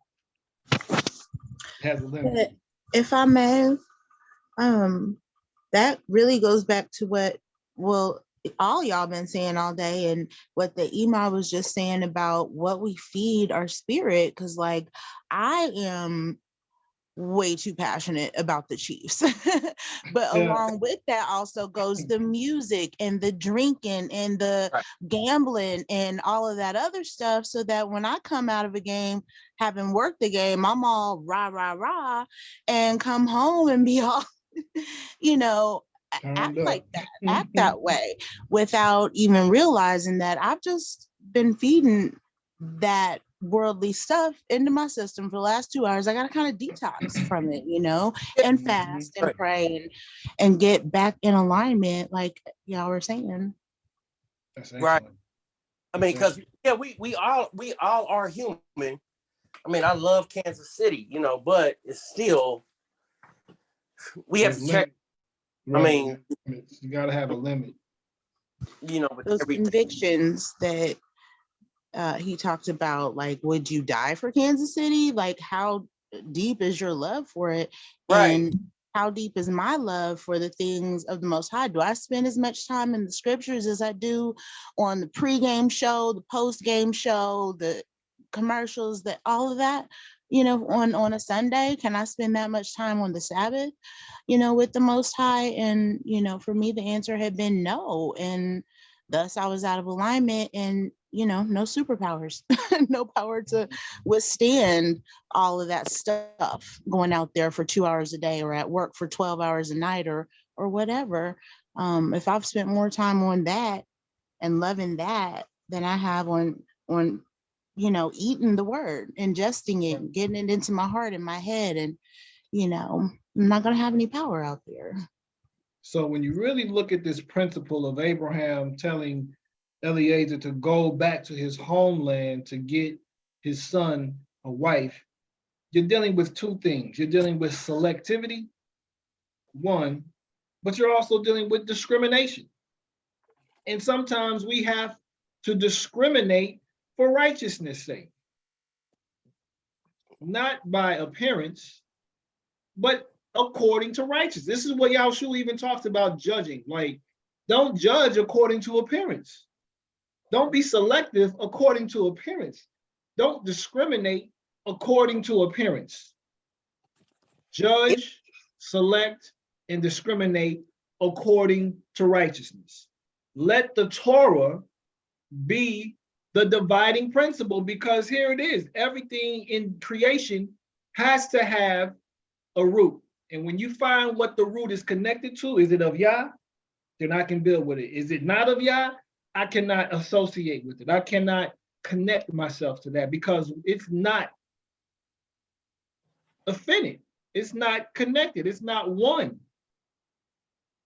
And this is why we have to learn to gather with Mashiyach, or let those scatter who are to be scattered. This is what the sheep and the goats are all about. This is what the wheat and the tares are all about. This is what the righteous and the wicked are all about. And we have to make these discernments in order for us to be with Yah on that day, because it's coming. But someone was going to say something. Go ahead, please do. I was just gonna add that, yeah, it's like these things that people like throw around. Don't judge anybody. No, you have to judge people. Every day. I mean, you have to. I mean, because it's discernment. What's right and what's wrong. What I want to be a part of. What I don't want to be a part of. I can love you and judge you at the same time. And really, you should judge. I think you should judge in love. But I mean, love. People don't understand what love is. I mean, love is when you care enough about somebody to actually tell them the truth, and you care enough about them where you don't really care whether or not they like you or not, because you love them so much that you want to tell them the truth about what they're doing. Just like your kid, just like my mother, she loved me, but she didn't care whether or not I liked her or not. She just didn't. My parents, they loved me, but they didn't. It wasn't like, they were sitting up here like worried about whether or not I liked them. They didn't care, but they loved me though. Right. Every day. That's an important principle. That's an important principle. So we got to make sure that we're making those distinctions, those delineations, those discriminations even, and judgments. Yes, very much so. Say loud. So now, and this is the thing, even though you are revealed, this is how Yah works though at times, not how Yah works, how the enemy works. Because though Rivka was revealed to Eliezer, right on the backside, her brother is right there waiting to usurp the blessings that Yah has promised to the seed.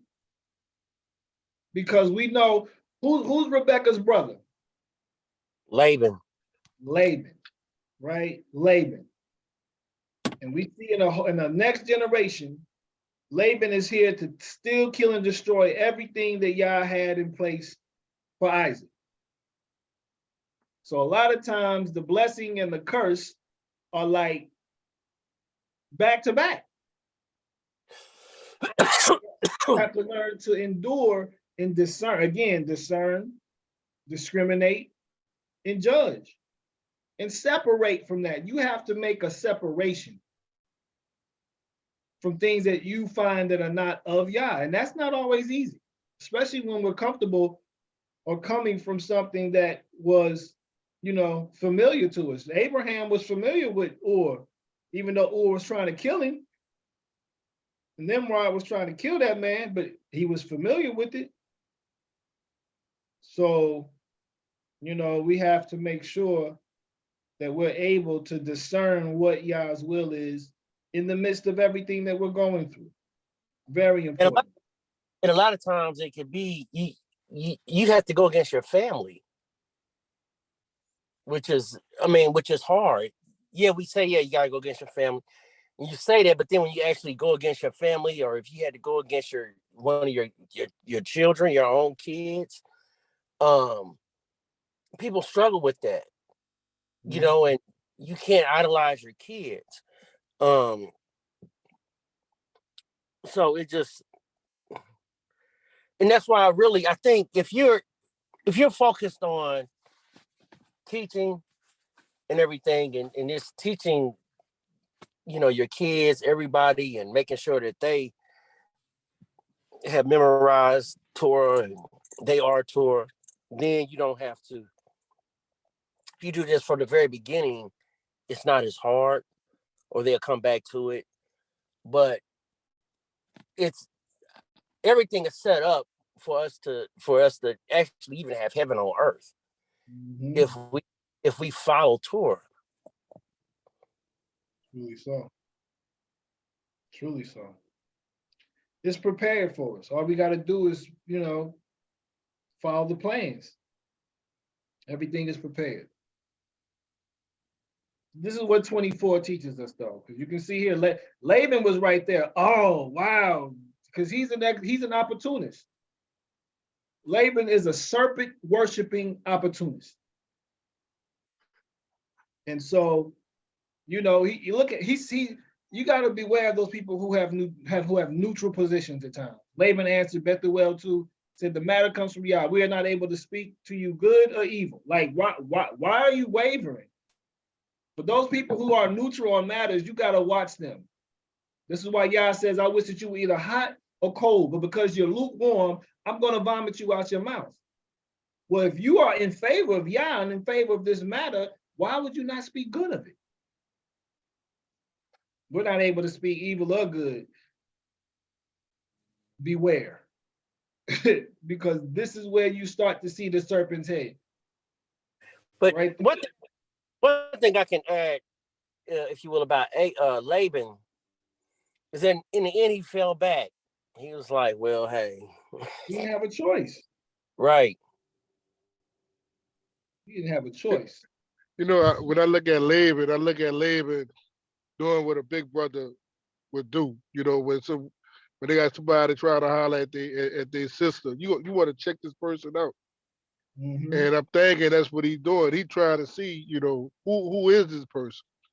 It's not going to be. I'm not going to say nothing evil. I'll say anything good. I'm gonna let my sister see, and then I think it's kind of like that's what he kind of like just checking them out or something like that. I can see that. I can see that. I can give that. I just like I just Go ahead. really appreciate at the end. May the Most High watch between me and D while we are absent one from another. I mean, I like that about him. That's how he ended it. What verse was that? They have at their last meeting. I don't know what verse. Are you talking about when he meets with Jacob? Is this with Jacob? When he meets with Jacob, when he meets him, when he catches up with him, because at the very end. Mm-hmm. Because Okay, yeah, that's with Jacob. So that's some way down the line, but that's a good word to put in there though too. And it may be in another portion. It is. Yeah, I believe it is. Okay. It is in another portion. Okay. I believe it is. Because yeah, this is the go ahead. Well, they had because he had Laban was an idol worshiper. Right. And Serpent. so yeah, his daughter took all the idols and hid them. She took the idols, and he was basically seemed like he was looking for them, couldn't find them or whatever. Yep. And then they parted, and those were his words. So he let it go. I mean, he was. Well, he didn't have a choice. Y'all put him in check. Right, and these were his daughters that he, That's the thing, men and their daughters. That's a whole nother. They love their daughters. I mean, so. And they have favorites. And I think, Rachel was his favorite. Interesting. Yeah, yes, Nicole. I mean, I can see those new points of view about Laban, right, and his daughters, but he still was like full of trickery. Like if he had really wanted to check him out and seen if that man was of Yah, he'd be like, well, you can marry Rachel, but first you have to marry Leah, or vice versa, whatever. Just, set out the terms. And I think that's the difference between, well, I was thinking about discernment and judgment, but like there are judges for a reason. For me, it's not up to me to judge certain things. Discernment, yes, I think is different. But is that my final answer? Do I really have the final say so in what it is? Because, the Most High will even use the things that I judge as horrible that I do to my good. Like, yeah, he'll use it all for his glory if that's what he chooses to do. Does that make sense? No doubt. No, that's real. Yeah, I'm definitely not saying Laban was a priest. He was just he was definitely human. I mean, he didn't want his daughters to go, and he was using sorcery, lying, and all that. But he was doing the best he could do. Yeah, in the end, he had to let him go. And yeah, because none of us have a choice. Really, we don't have a choice. We recognize that, and I think he did too, because he could, like Pharaoh. Later on, we'll see his heart was hardened. Period. I mean, he wouldn't let it go.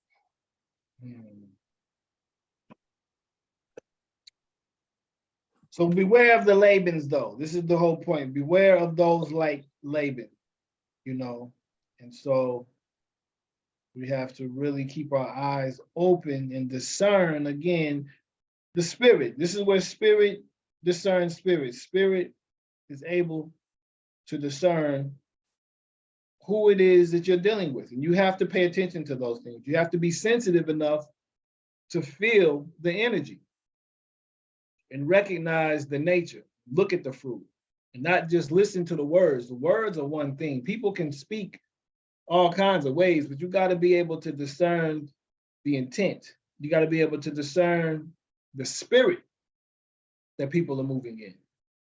Look at the eyes, right? Listen to the words behind, listen to the spirit behind the words. And so this is what allows for you to really make sense of what's going on. Now for Eliezer, he was focused on Rivka. He wasn't focused on Laban, right? But he had to be aware of Laban. I'm sure you could say he was aware of Laban, who stepped up. Now keep in mind, Laban was Rebecca's brother, but here he is posing as her Abba, which also had to present some sort of like, what's going on here? So you got to just look. Go ahead. Wasn't his Abba Day, if I'm not mistaken? Bethuel, I don't know if Bethuel was dead. No, because Bethuel, they responded similarly. Right No, here, I'm saying Laban then his father died in a fire or something. Nahor, no, so Haran died in the father. Nahor was Abraham's brother. Bethuel was Nahor's son, and Laban was Bethuel's son with Rivka.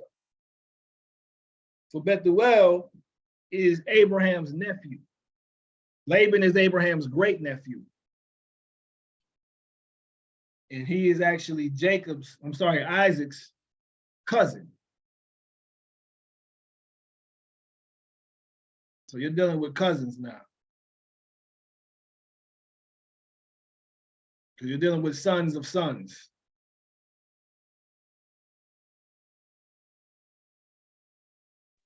Laban, who was Laban's sister? Rebecca. Rebecca, and she was Isaac's wife.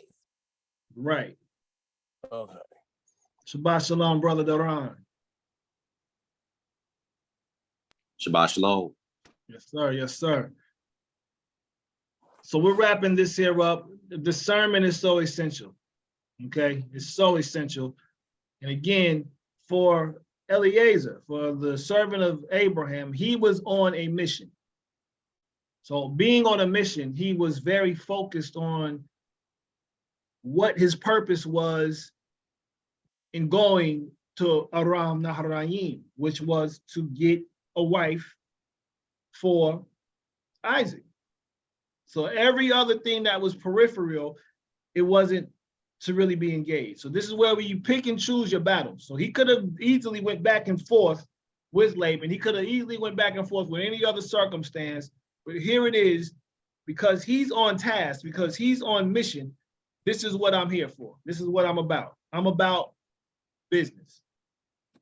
And this is what we have to take in mind and take heed of as we trek through our life. We have to be about business. Sometimes we get distracted from the business that we're intent by things that are just that, distractions. Now, if Yah has something for you while you are on your business, such as Adam in the garden working and tilling the land, Yah said it's not good for him to be alone. Yah provides for him something that is aligned with the will of Yah. It was aligned with the will of Yah for Adam's life. So he was able to adapt that woman's life into the paradigm, even though it challenged him, even though it tripped him up. Nonetheless, it still allowed for him to go about fulfilling his purpose.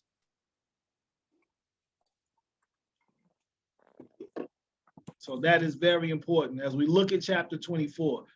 Who put that in there? Brother Kim? I'm sorry, Ima Leoria, verse 29. What is your reference to verse 29? Oh, that Laban was her brother. Okay, hold on. Right. So here he is looking at the material. He got that good game. Come in, O blessed of Yah. Why do you stand outside? I myself have prepared the house and a place for the camels. Okay. You bring that up because of what? So when people start putting themselves in the equation is when you start to really notice things. Right? But here it is. Eliezer remains humble. He remained humble. So we have to understand how this dynamic works. But anything else from chapter 24?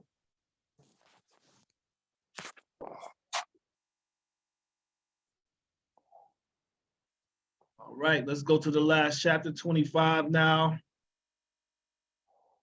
Well, let me go back. You know, Go back. Go ahead, Art. yeah, I think like you know, Abraham was a prophet, and so he knew without a shadow of a doubt that Eleazar was going to meet Rebecca at that well, because he's seen it. Good word. Good word. It's a good word. Foresight. That foresight is important. And again, fulfillment leads to that revelation. Prophetic fulfillment. When you keep the commandments and you do Yah's will, Yah will show you everything you need to see. So yes. So go ahead, bro. Go ahead, brother.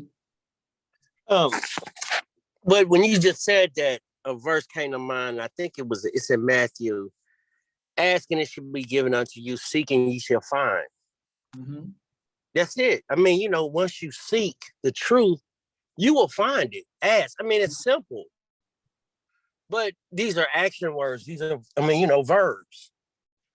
You have to actually do it. So you have to actually seek. Take the time to seek. Make a conscious effort to seek. It sounds simple, but it can be an obstacle because you don't do it. But you have to actually do it. But seek and you shall find. Well, and then, you know, ask. Mm-hmm. Yep. And you know, I've asked for things and got them. You know, really. I've asked for gifts and got them. And I feel like I have them. Mm-hmm. You know, and that's subjective, but that works for me. So, Man, it's all I need to know. I mean, but you ask for things and you can get them. stay loud. But you just have to believe, for one. That's why it just took for the lady to touch the garment, just touch the hem, just touch it. Get your healing. Yeah, just touch it, but you have to believe. But it's just a simple act. I just got to touch it. But you have to believe, touch it. Mm-hmm. Mm-hmm. And so Yitzhak was, you know, also in expectation of this to come to pass. Keep in mind, Sarah, so they're in mourning now. Let's keep this all in context. Abraham and Yitzhak are mourning the loss of the matriarch. Abraham, his Isha, Yitzhak, his Ima. So with that, they're in a very, they're not in a hyper elevated state. They're very challenged. They're very frail right now. They're very fragile, right? And so what do you do in these moments? Well, here it is. We look at Yitzhak now. Abraham goes about, you know, his period of mourning. It says he went through his period of mourning and then he rose up. But now here it is, Yitzhak. Yitzhak he doesn't have the comforts that Abraham had, because Abraham ended up getting with Keturah and siring other seeds with her. And he still has his his Bane, his son. So he's sowing into his children now. Yitzhak is kind of a man of straits now, because here it is. You just try to offer me up as a sacrifice. Now I was willing to do it, but Abba, really? Like, that's deep. That's kind of deep, Abba. So he did not dwell right next to Abraham anymore. He was by Be'er Lechai. Now this is where, interesting, this is where Ishmael was. This is where Hagar was. She actually named it this place.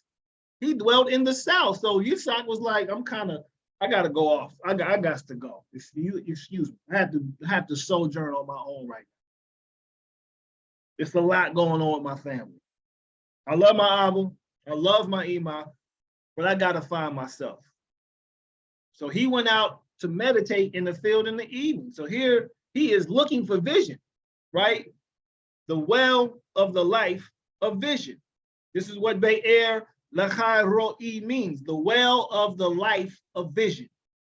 We talked about this last week, of how Hagar named it this. But he's out there meditating, right?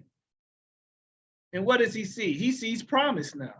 He lifted his eyes and looked and saw the camels coming.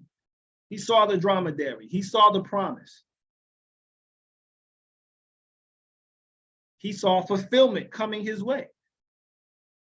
But in response to that, here it is, his Isha, this oneness, this affinity, she lifted her eyes and saw. She saw Yitzhak, he saw her. Connection. Connection, spiritual connection. This is where we have to start seeing things that we engage and things that we do not engage. If there's a spiritual connection and an affinity that exists, not just in our relationships, but in life, we can start to build and elevate with it. If there's not affinity spiritually, if there's not life affiliated with it, can you all hear me all right? Yeah, yeah. Yes, All sir. right. Got you. If there's not affinity in life, in spirit, that we can discern in this experience, then it's not for us to engage.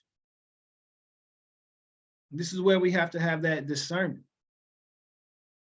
In spirit, first.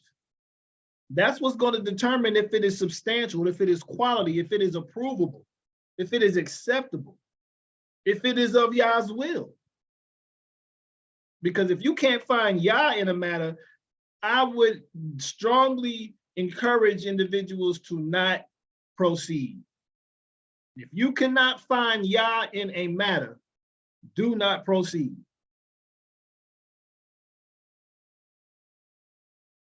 Because that is not of Yah. That lets you know right there, it is not of Yah. And again, the separation, the selectivity, the discrimination and the judgment has to take place, or else you will be judged yourself. Aliyah, yes, a code.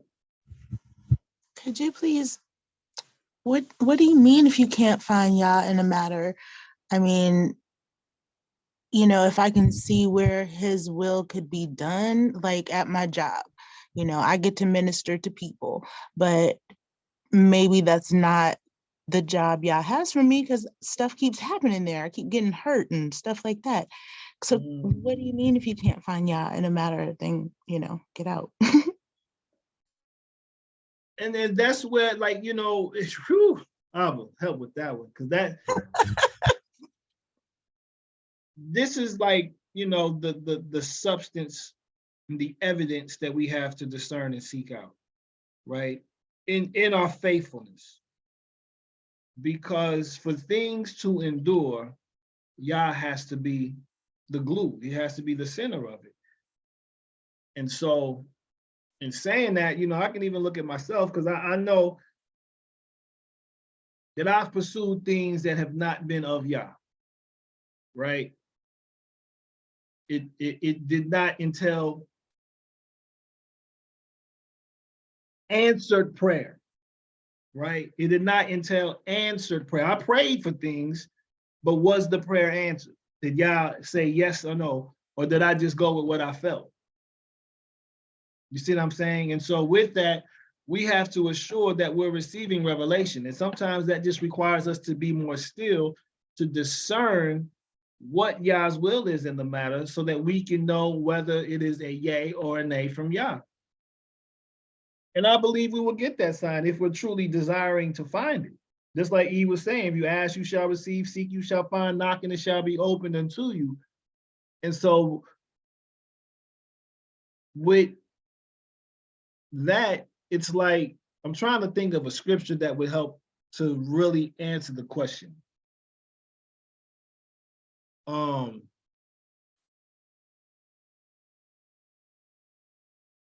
Let me meditate on that some more. I'm gonna say, I saw Agriah's hand. Come on, Agriah. Let me meditate on that some more to give a little more insight to it. But Agriah, yes, Yeah, sir. I mean, like Eve was saying, and what you just was saying too, man. But sometimes you gotta be careful what you ask for. You know, you could lay up there and ask Abba and start praying, asking Abba for strength and patience. Next thing you know, you're in traffic.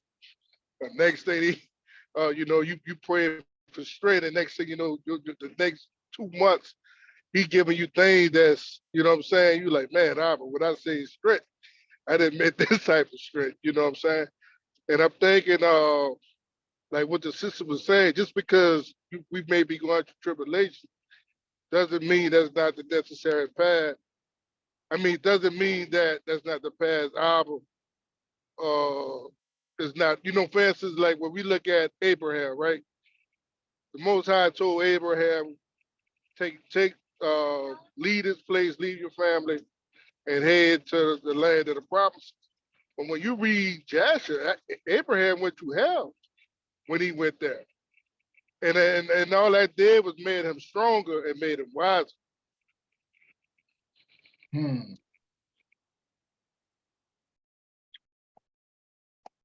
Hold on for that. Anyone else have any insight on that? Anybody else? Because that's, I mean, I think it's something that we have to wrestle with. We have to be able to draw out what Yah's will is in all of those matters. Can I? Yes, ma'am. Yes, ma'am. Come on, let's go. Well, Yes, ma'am. now, I don't know, but I was just thinking about when the Hebrew men were in Daniel, and the conversation was, they said that, and I don't remember what verse it is, but they said, I know if he don't save me, and I'm not even quoting it right, but if he don't save me, I know that he can. It really do come down to faith. They were in the furnace or with the lions. I can't even remember which one. Yes, ma'am. But they did say, if he don't save me, I know that he can. And I think that's how we have to, and it really do come down to faith, you know, of what you believe. And I remember even me, when my daughter passed, I said, I wanted to be, I really wanted to be mad that she was gone. But the fact that, and she had a little smile on her face. And I said, yeah, I want to be mad with you. But I don't even understand how she looked like she was happy. And it hurt me, but I know that Yah still knows what's best. And I think that's kind of what it has to come down to. You within yourself gotta know that when you decide to make him your savior, that he gonna know what's best for you. But sometimes we're not always gonna get the good. But I remember years ago, a preacher said, if I'm tore up, broke up in the alley, tore down, but as long as I know that I've got the Father, leave me alone. Just leave me alone. You got to know who he is for yourself. You got to know that he's got your welfare. And even though things may not turn out the way you want them to turn out, you know, he takes us through. Right? He takes us through things. He don't always move everything out our way, but he will take us through. I mean, that's kind of how I feel about it. Man, that's good, Iman. That's good. So I'm And- led to this. Go ahead, go ahead. No, I just want to say one quick thing is that, you know, Yah said he is not going to forget his people. You know, and that's just that. You know, that's all I got to say. He's not going to forget us. And, you know, in the end, you may go through trials, tribulations, and, you know, they are tough. I pray. I believe in Yah just on my own. I don't want to be that type of person that has to go through trials and tribulations to believe. I just believe, period. I know. And so, you know, he's not going to forget us. You know, and I like, you know, even though he may not say me, but I know he's the one that can. That's the thing. And I'm going to go with the one, even though he may decide not to, I know he has the ability to. When I was trying to get my car fixed this week, I was just like, can you do what I need you to do? I know you got to look at it, but can you have the capacity to do what I need you to do? That's all I mean, he has the power, but you have to believe that he has the power. But Truly. So I'm led to this psalm here, right? I'm thinking Proverbs 3:2, but I'm led to this Psalm 25. So you ask, how do we know if it is Yah's will? Right? Like, that's a very important question to ask the Kod Aliyah. So Psalm 25 says, to you, O Yah, I lift up my being. That's the first thing. When we're going into any matter, are we lifting ourselves up to Yah first so that he can instill in us his will? Oh, my Elohim, in you I've put my trust, right? So this means I'm going to follow the path that you are showing me. I'm going to trust in your word and let your word guide me. Let your spirit guide me in this matter. Let me not be ashamed. Let not my enemies exult over me. Because you're going to be victorious. Now, it's just like something that she says a lot. It does not mean that there are not going to be weapons formed against you. It just means those weapons are not going to prosper. You may have to go through some fires, but it does not necessarily mean that you will succumb to that, especially if you are in the wills of Yah. Indeed, verse 3, let no one who waits on you be ashamed. Let those who are treacherous without cause be ashamed. Right? You're going to experience people with treachery no matter where you go. We just see that with Eliezer. Laban was treacherous. He's not showing his fangs fully right now, but they are there. Show me your ways, O Yah. Teach me your paths. This is where we start to make those discernments. Because once we know the paths of Yah, we will know the course to take.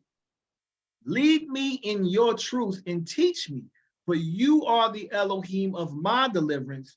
On you I wait all the day. I serve you all day, Abba Yah. So in serving you all day, I know what I am to do. I know your orders. I know where you will tell me to go. I know where you will tell me not to go. I'm aware of these things, Abba, because I'm waiting on you. I'm serving you. A lot of people think waiting is just sitting back and being like, la-di-da-di-da. No, this is about engaging Yah in the prayer, engaging Yah in worship, engaging Yah with thanksgiving, engaging Yah with praise. That's what waiting on Yah is about. Remember, O Yah, your compassion and your kindnesses, for they are from everlasting. Do not remember the sins of my youth and my transgressions according to your kindness. Remember me for your goodness' sake, O Yah. So this means you have to repent. Because if you don't want Yah to remember the sins of your youth, guess what you have to do? What do you have to do for Yah to not remember the sins of your youth? Stop doing them and reminding him that you do them.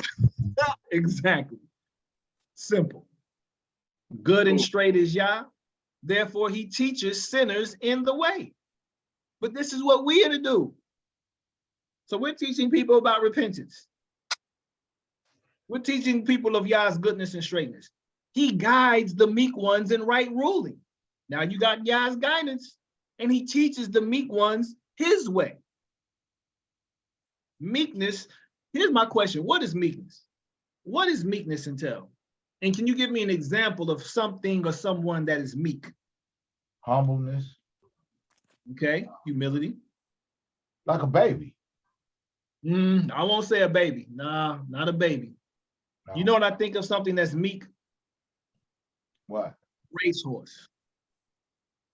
I think of a racehorse as being meek. Why? Because that racehorse is full of power. But that power is controlled. That power is harnessed. Right?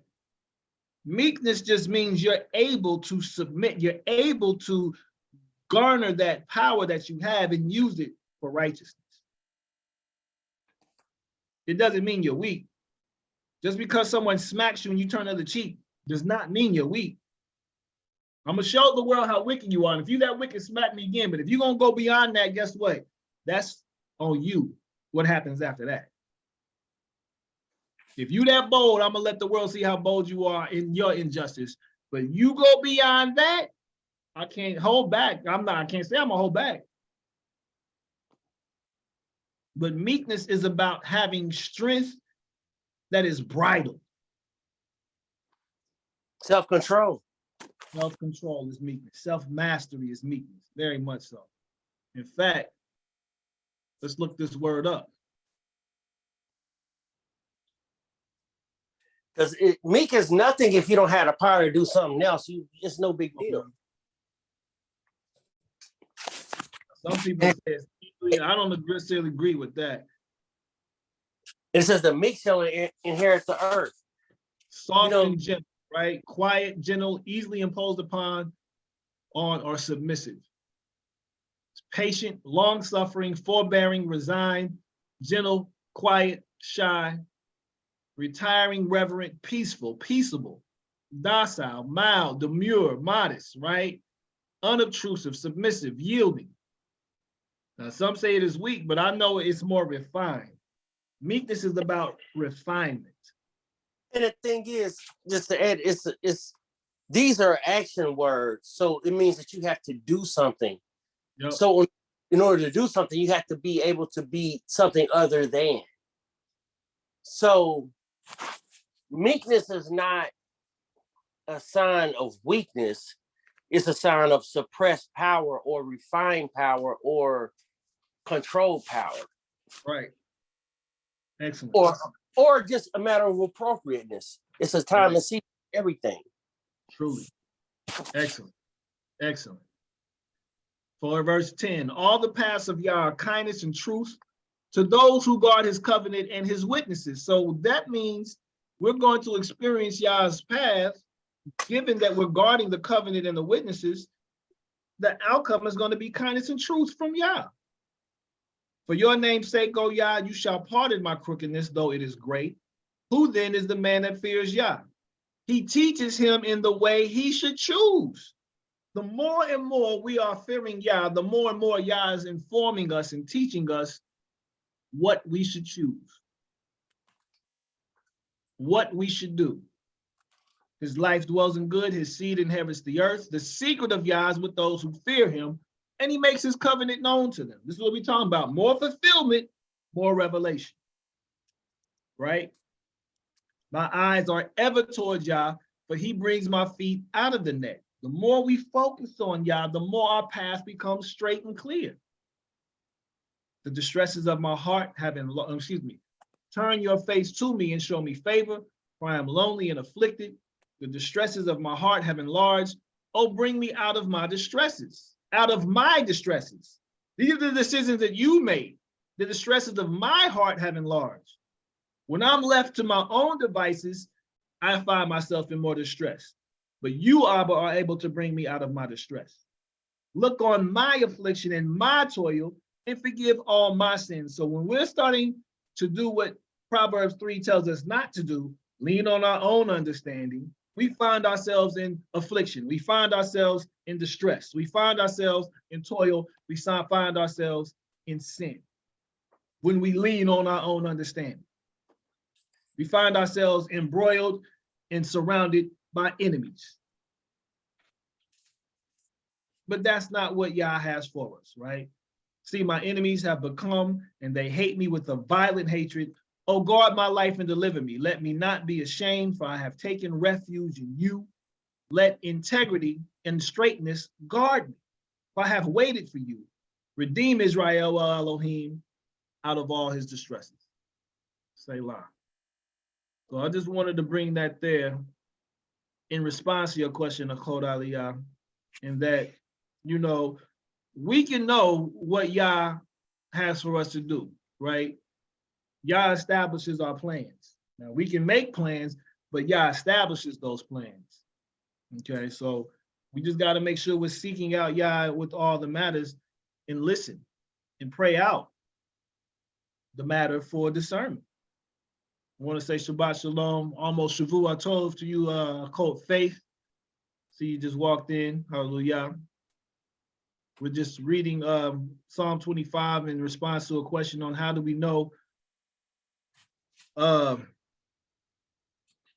question was, how do we know to do Yah's will? How do we know what we're doing is of Yah's will? How do we know to wait on Yah? And if we don't see Yah in a matter, to not engage it, right? That was the more the point. If we don't see Yah in a matter, to not engage it. How do we know if Yah is not in a matter? And so it's just about having that intimate relationship, really. And that's the sensitivity that we have to develop in the matter. And I think that once we become more sensitive, once we are circumcised of heart more, the more we can discern if Yah's presence is in the matter, right? From relationships to business decisions, you know, to any and all of our decisions, we can really see if Yah's present in the matter or not. That's just, you know, something that I would present. That's me. It's like one way you could tell if Yah president when you see the fruits of the spirit. There you go. If you don't see the fruits of the spirit, if it's just envy, murder, all that stuff, then you know that's not Yah. Right. Look at the spirit. Look at the exact. That's excellent. That's the simplicity of it right there, brother Akraya, as a matter of fact. So when you see the simplicity of it, where the fruits are being born, and you see who's who and what's what, it's that simple. It really does come down to that. It really does come down to that. That's the simplicity of it. Hold on for that. Oh yeah, so the fruit of the spirit, love, joy, peace, patience, all of that. If that is present, then the spirit is present and y'all's in the midst. Because I In can God's be, ways. yeah. Go ahead, Yeah. Paul. I'm sorry. I mean, could be going through something like Jonah in the belly of the whale, you know. I could feel still his peace, you know, that passes all understanding. So that I know I'm right where I'm supposed to be. I have that weird, incomprehensible peace in the midst of never madness. So thanks, y'all. I got it. That's Hallelujah.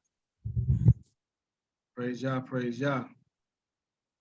So again, connection, right? Isaac is about his father's business, looking to make sure he remains clear. You know, he's out in the field in the evening, you know, during twilight, about this time here, meditating, clearing his mind.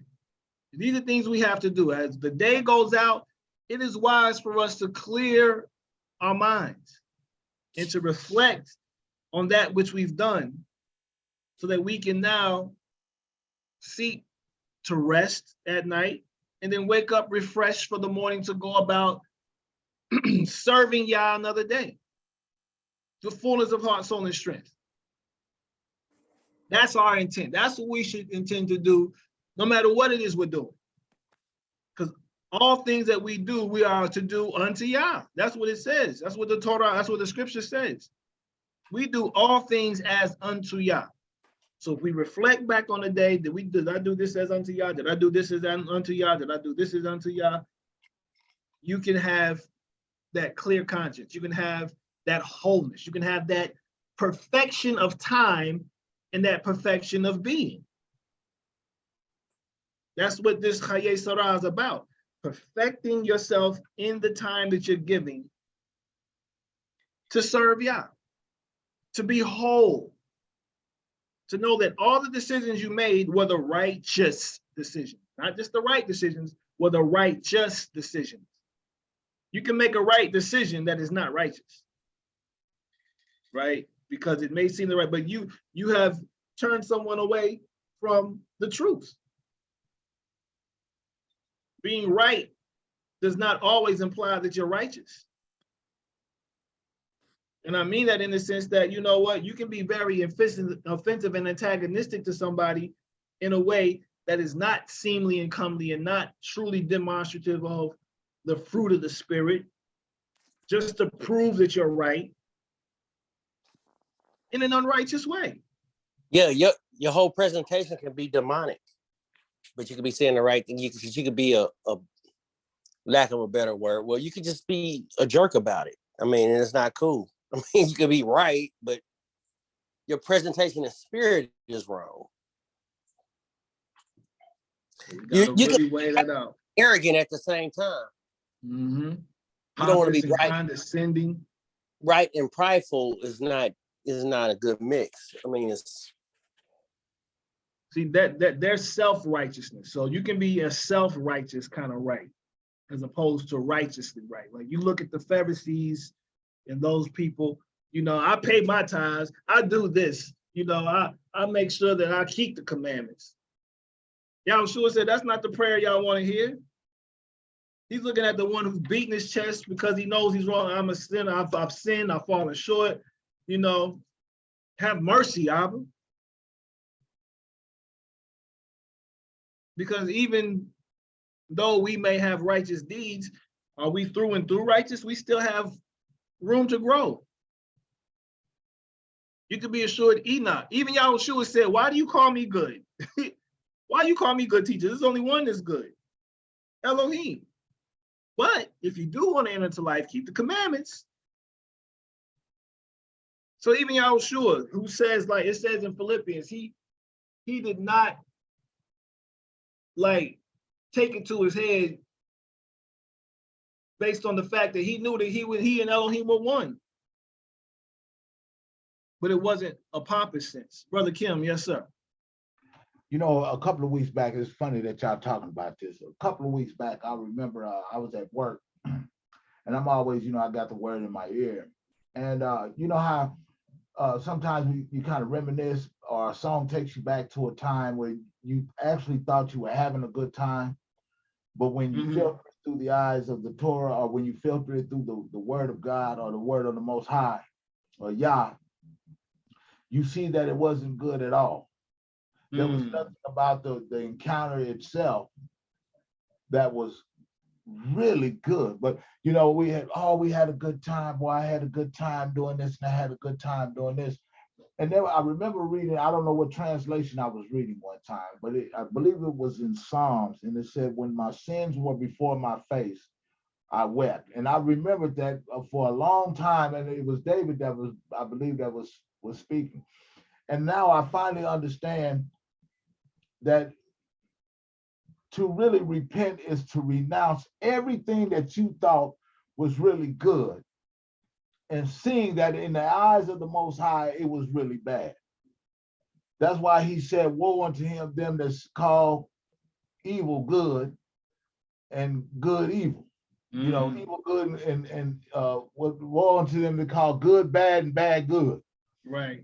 You understand what I'm saying? Because anytime we were walking contrary to Torah, anytime we were not walking before him and walking after him. You remember you were talking to us about that a couple of weeks ago. Excellent. And anytime we're not doing those two, walking before him and walking after him, there was no good in it at all. Because we were going according to our own way. You understand? Yep. And we were leaning to our own understanding of how life was supposed to be at that moment. And so therefore it could not be good at all. It's kind of funny that you had brought that. I was just thinking. That's excellent. Good word. Hallelujah. Selah, Selah. Okay. Well, let's do this because we're getting long in the tooth, so to speak.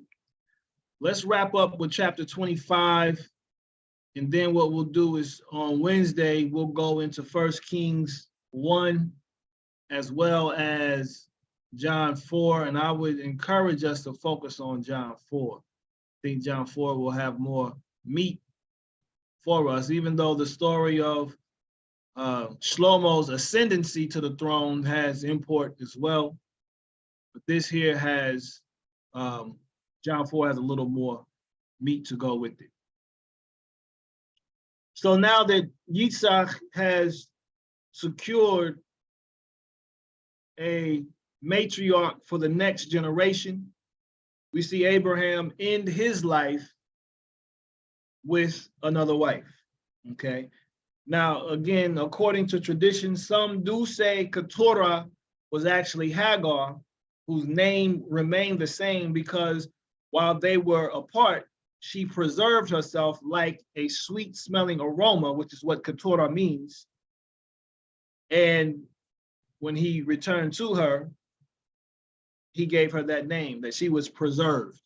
That's what Keturah means, to preserve, or to have a sweet smelling aroma. But these are all the seeds that she brought forth here for Abraham here. Zimram, Yokshan, Midan, Midian, Yishbach, and Shua, right? Midian. These are the Midianites. This is where the Midianites come from later on down the line, okay? This is where Reuel or Yitro comes from. This is even where Zipporah, the wife of Moshe, comes from as well. But interesting, according to Josephus, and later, who quotes him, Rudolph Windsor, this name here, the son of Avram, Ether, is where the name Africa comes from, Africa. Ether, Ether, you can hear a cognate, Africa, Africa. This is where the continent of Africa actually derives its name. Okay, so, okay.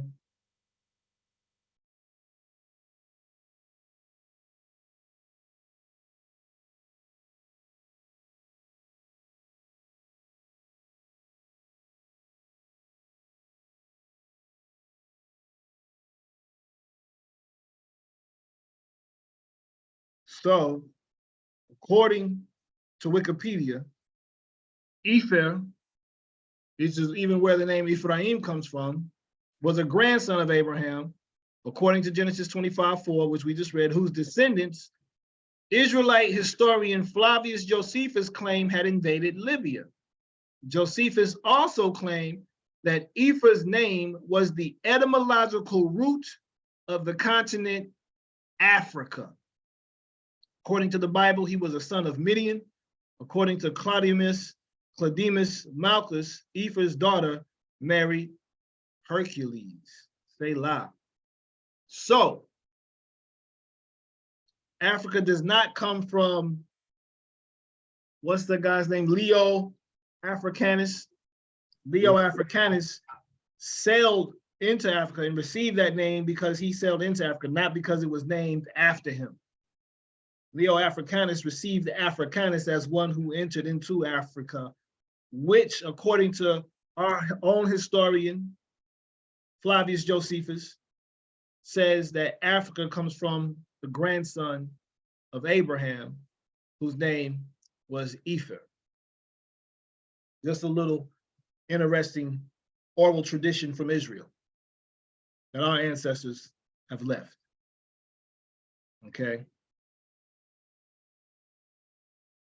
So all these gifts he gave to Yitzhak, he gave everything. All the inheritance went to Yitzhak, but he did give gifts, of course, to his sons who went east. Now, this is where the Eastern religions, we just read this earlier today, the Eastern religions received fragments of the gifts of righteousness, of the gifts of holiness. And they were gifts to help them in their impurity to come back to the true and living creator of heaven, earth, sea, and all that is in them. One of those gifts is the word We talked about that. That is one of the 72 names of Yah. in Hebrew spelled Aleph, Vav, and Mem. Okay. And so that there is again to assist with the self-nullification in order to bring forth the will and the presence, the Shekinah, if you will, of Yah. So these are the gifts that Abraham gave to his children while still living. He initiated them in the teachings. He gave them, I would assume, that which was suitable to meet the need of that particular familial line, right? So what he gave to Zimran, Yokshan, Midian, Yishbach, and Shuah were probably very particular to the needs that they had. He addressed them according to their needs. He ministered to them according to their needs, if you will.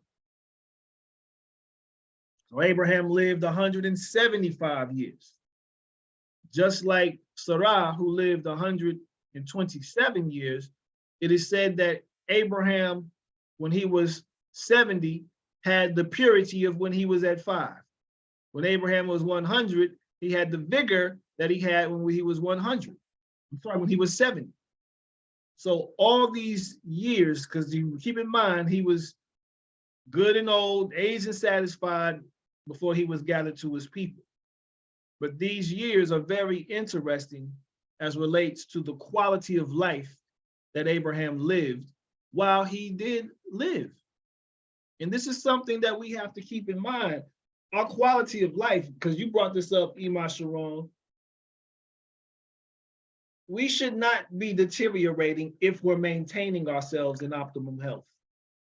If we're following Torah, we're eating good, we're getting the necessary exercise, we're getting the necessary sunlight, we're drinking the water, right? We're serving Yah in spirit and truth. None of these factors should contribute to a major deterioration of our bodies, because we're preserving ourselves. In fact, when Yaakov dies in Mitzrayim, Joseph's like, go ahead and embalm him because we don't want you to start worshiping him, because Jacob lived his life so qualitatively that he's not gonna, decay like other people, because his contents are pure still. And so this is why he had him embalmed against, because Israel, we don't embalm. Our ancestors go right into the earth in a wooden box with a white shroud on, and that's it. We let them restore their minerals back to the earth.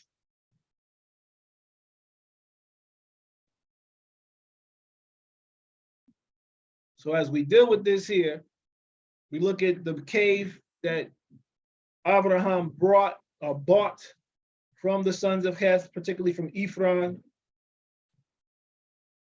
He was buried there in Machpelah, right?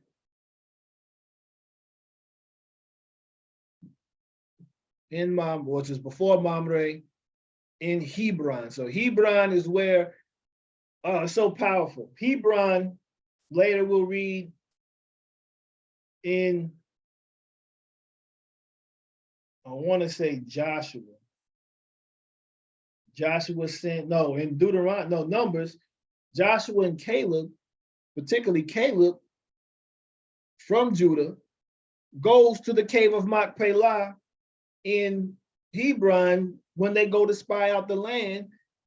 And by so doing, he's encouraged to bring back a good report, because he went to the point of entry where the promise was made and the promise was fulfilled. So he kept everything in perspective. So in touching point with the ancestors, he recalled all the promises that were made to Abraham, Isaac, and Jacob, and to their wives, Sarah, Rivka, Leah, and Rachel. He was able to reconnect ancestrally to the promises and the merit that the ancestors had built up for the later descendants, and understand this is our land.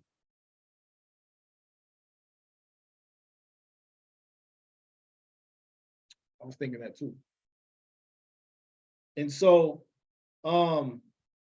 this is important. This is why Max Pela is so important, because this is where the memory of our ancestors is enshrined, right? It's enshrined there. So there's a huge energy in this particular part of the world where Abraham, Isaac, and Ishmael and Yaakov are buried. Somebody saying something? Yeah, I got a question. Yes, sir. Is now that I'm thinking about it, when Abraham got the deeds for Hebron, but wasn't that the first place where David became king at or rule at? Hebron? I think it was Hebron. I think so.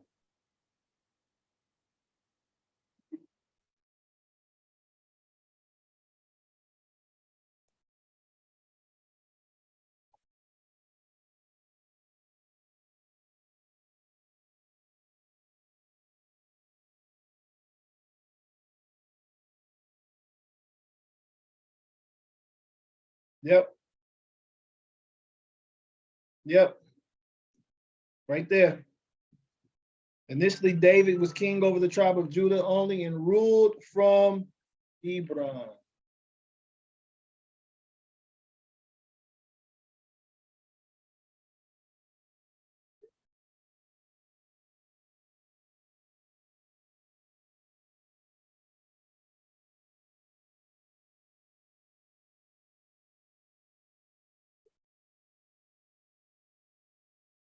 Great point.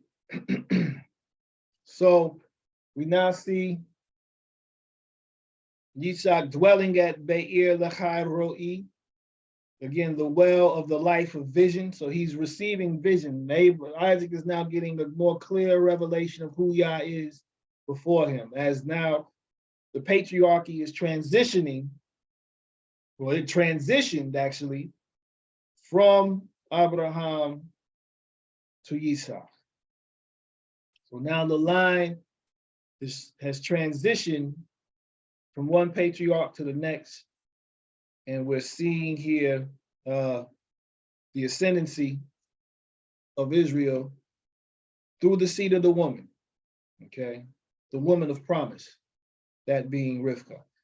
And this is interestingly why many quote unquote Jewish people say that the line is matrilineally discerned, because you can say it's Abraham's seed, but Abraham's seed particularly went through Sarah and not just Hagar, or not through Keturah, right? So this is why you will find the argument that being quote unquote determined Jewish, if you will, is determined by the seed of the woman, which also goes according to what Genesis 3 says about, I'll put an enmity between you and the seed of the woman.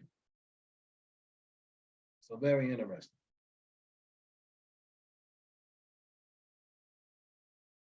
But as we close, we now see the line of Ishmael and his tribesmen and his actual dukes and leaders and his kings that come up from him.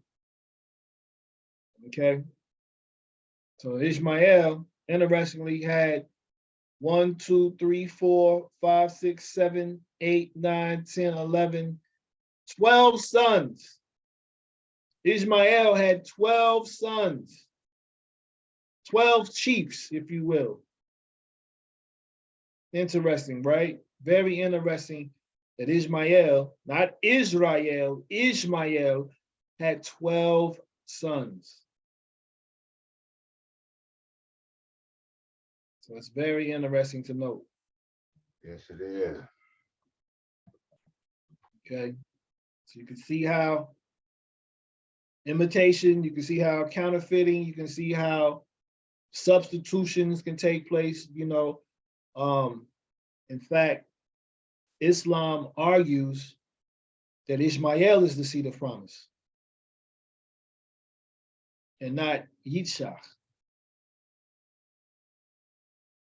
So this is where you can see this actually causing some contention. So he had Ishmael had 12 sons, right? Sir. He did. Yes, sir. So is that, are they reflect? Well, they're reflected in the Arabs, I guess, today, or some people. Some. Yeah, that's what I would think. Okay. Some. And I guess, and then the distribution of land, because I noticed that land is connected to people. But yeah, it's interesting. But everybody's gonna. What is all said and done, we're brothers. We're family. It's alignment, right? And see, Abraham left these gifts in order to actually bring everyone back into the fold eventually. Yeah. So everyone. So he's. I mean, I don't think he necessarily meant for everybody to be mad at each other. No, Ishmael and Isaac. I mean, because it's not. It's us. We are, the only thing about it is it's our responsibility to bring everybody together. Yep. And so it's so many different sects of Hebrew Israelite, but it needs to be, I mean, that whatever the righteous will resonate with it. That's the key, y'all. The key is for the presence of Yah to speak for itself in the people. Right? The kingdom is not by words, but with power. In spirit. I mean, it's not by might. Right. Yeah. So this is what has to be clearly demonstrated. This is where obedience, this is where faithfulness, this is where even the perfection and mastery of self comes into the equation, because there's going to be no other way to demonstrate who's who and what's what other than Yah's presence being clearly emanating from within. That's what's going to shut every mouth. Yahushua shut people's mouth because of his work, not because of what he said. What he said was one thing, and that was powerful. That was authoritative. But more importantly, he said, don't believe me because of what I'm saying. Believe the works. Believe the works. The blind see, right? The deaf hear. The sick are healed. And the dead are being raised. That's where the witness becomes irrefutable.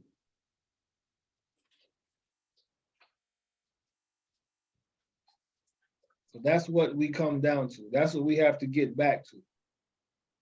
Yeah, and those works weren't no joke.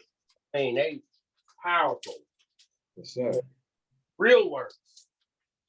The blind sees. And that doesn't necessarily have to be literal. I think sometimes we think of that as literal. It doesn't have to necessarily be a literal thing.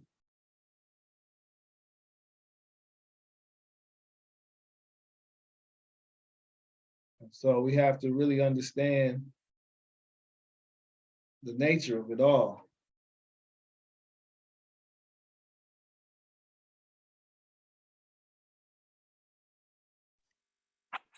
I was thinking that sometimes everything is just so obvious that we kind of miss it. Like with our energies.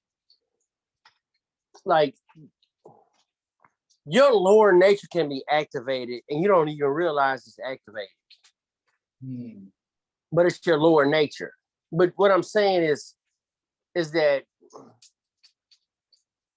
the real is real. It's a physiological aspect to everything. We just don't make the connection, or we take it for granted as well. I mean, and I think, like, when I look at when you look at sex or sexual stimulation or attractiveness or whatever it is, I mean, it's so much at a basic level. And if you don't rid yourself of it, sometimes you won't be able to do anything else. But the thing is, you just have to.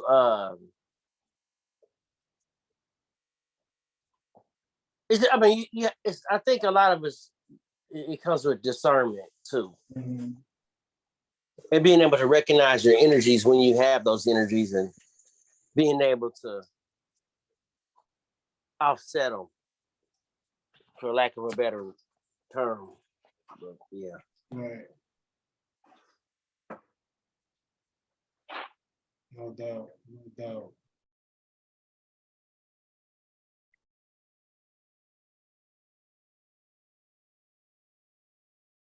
All right. Are there any closing thoughts before we close out with prayer?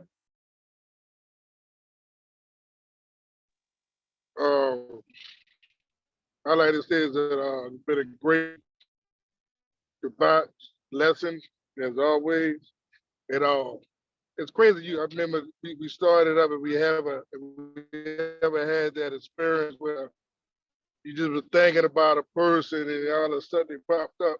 Mm-hmm. Because as we was talking today, I was saying, man, I haven't heard from Keith, haven't heard his voice on there. So we just was saying that.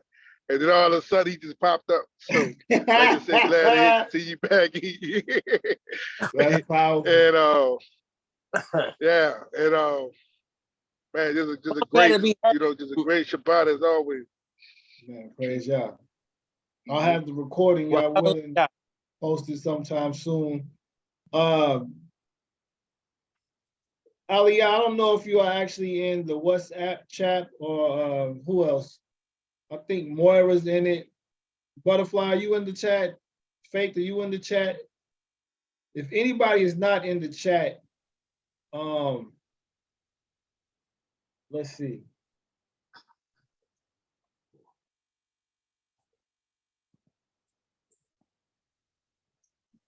Whoever invited you here, if you could get with them and then have them invite you into the WhatsApp chat, that way you can stay abreast of everything.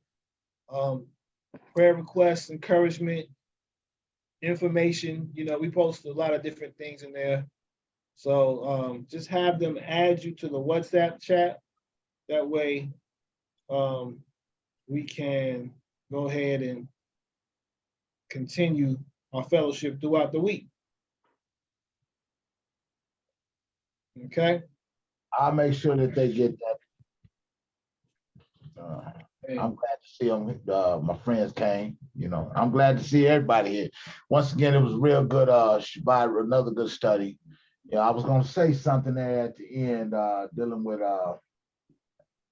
Ishmael. Oh, that's what it was. And I know we got to get into prayer. But go ahead. I'm wondering because, I remember people used to ask me all the time, are you Muslim? Are you Muslim? Are you Muslim? All the time. All the time. And I think it's because of those similarities. Our dietary laws are the same. And, we're commanded to pray, 3 times a day? Or is it 3 times a day we're supposed to pray? Hello? Yeah. Yes, 3 times a day. That's the Torah prescription. Right. We say the Shema twice, but there's a morning, afternoon, and evening for Abraham, Isaac, and Jacob. Yes, sir. And I believe the Muslims do the very same thing, or theirs 5 times a day. Theirs is 5. 5 times a day.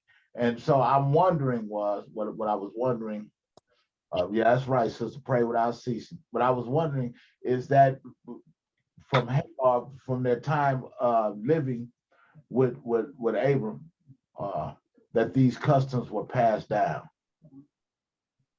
Yeah, pretty much. Yep, those are the gifts. Yep. They learned it from there. That's why. But they kept the charge, not so much as but they kept a lot of that upbringing. Yeah, I read that Judaism was like 1,500 years before Islam. Oh yeah. Islam came about in like the 600s. Yeah, in the 600s. So Judaism. So Abraham, he got a lot of his stuff from Judaism. I mean, like not eating pork. About what Muhammad did. Yeah, Muhammad. Yeah. That's who he learned everything from them. I mean, but he adopted a lot of the rituals or what have you, lack of a better term. But yeah, a lot of the customs and stuff, he adopted from them. And that's Rudolph Windsor, he talks about that as well. And so does Hebrewisms in West Africa. Is that Dr. Joseph Williams? He talked about it too.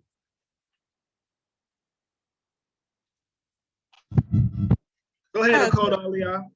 Quick question on that. Thank you. So is it appropriate for me to say we're like cousins? Like the Muslims are like our cousins because we all came from the same father, but we are of the line of Abraham, Isaac, and Jacob. And Yes, ma'am. Very much so. Very much so. Really, say brothers, Isaac and half brothers. Keep in mind, Arabic and Hebrew are of the same language branch. They're both Afro-Asiatic languages. There's a lot of words like ak, akot. They say uma, but it's ima, abba, baba. You know, it's very akin. A lot of words are very similar in Arabic and Hebrew. There's a lot of similar words. But yes, because there's some like real Arabs are Semitic people as well, and they were African. There's a book by let me tell you all these books my brother sent me. He says, you know, what happens, a lot of Israelites look at it like, oh, it was Muslims that wrote it, but the books actually witness that Arabia, particularly like Yemen and stuff,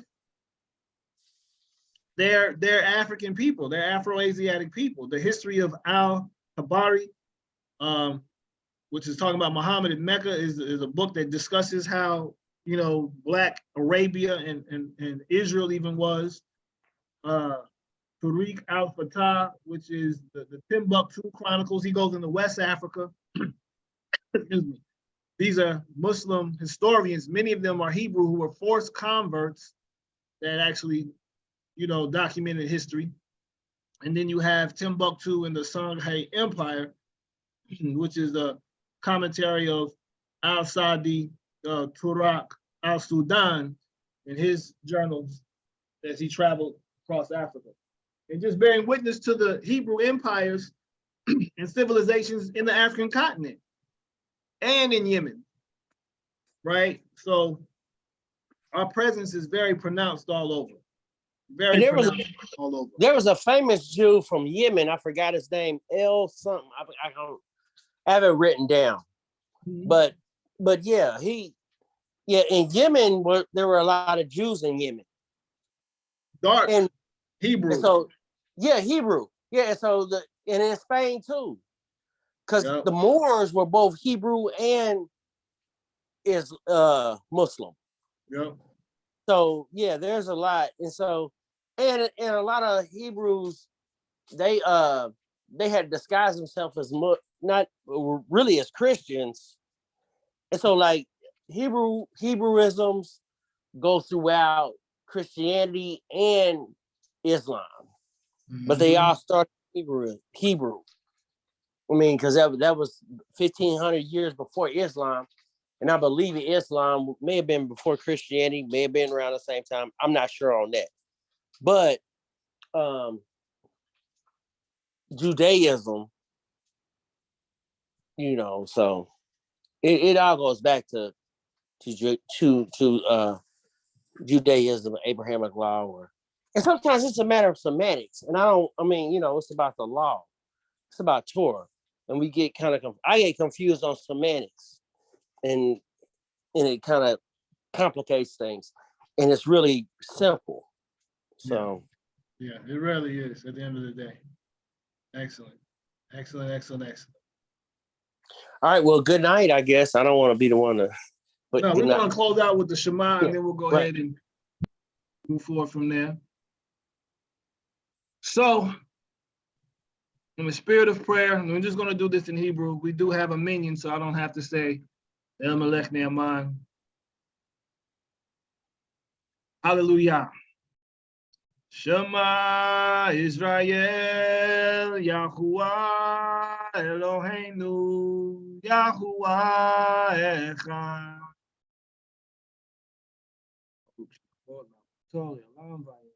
אהבת את יהוא אלוהיך בכל לבך, כל נפשך, וכל מאודיך, והיו הדברים האלה, אשר אנוכי מצווך היום על לבביך, ונתן לבניך ודיברת בם, ושבתך בביתך, ובביתך בדרך, ובשבך ובקומך, וקשרתם מאוד על ידיך, היו לטוטפות בין עיניך, גם המזוזות בתקל וישריך, היה אם שמע, תשמעו המצוותי, אשר אנוכי מצוותכם, היום לאחר בית יהוא אלוהיכם, ולבוא בכל לבביכם, ובכל נפשכם, ונתתי מטר אצלכם, וידו יורה מלאכוש, ואספת דגנך בתשריך, ויצריך, ונתתי אסף בשדך, לפי ויחלטה בשבתה, השמרו לכם פן יפתה לבביכם, ושרתם ואבותם,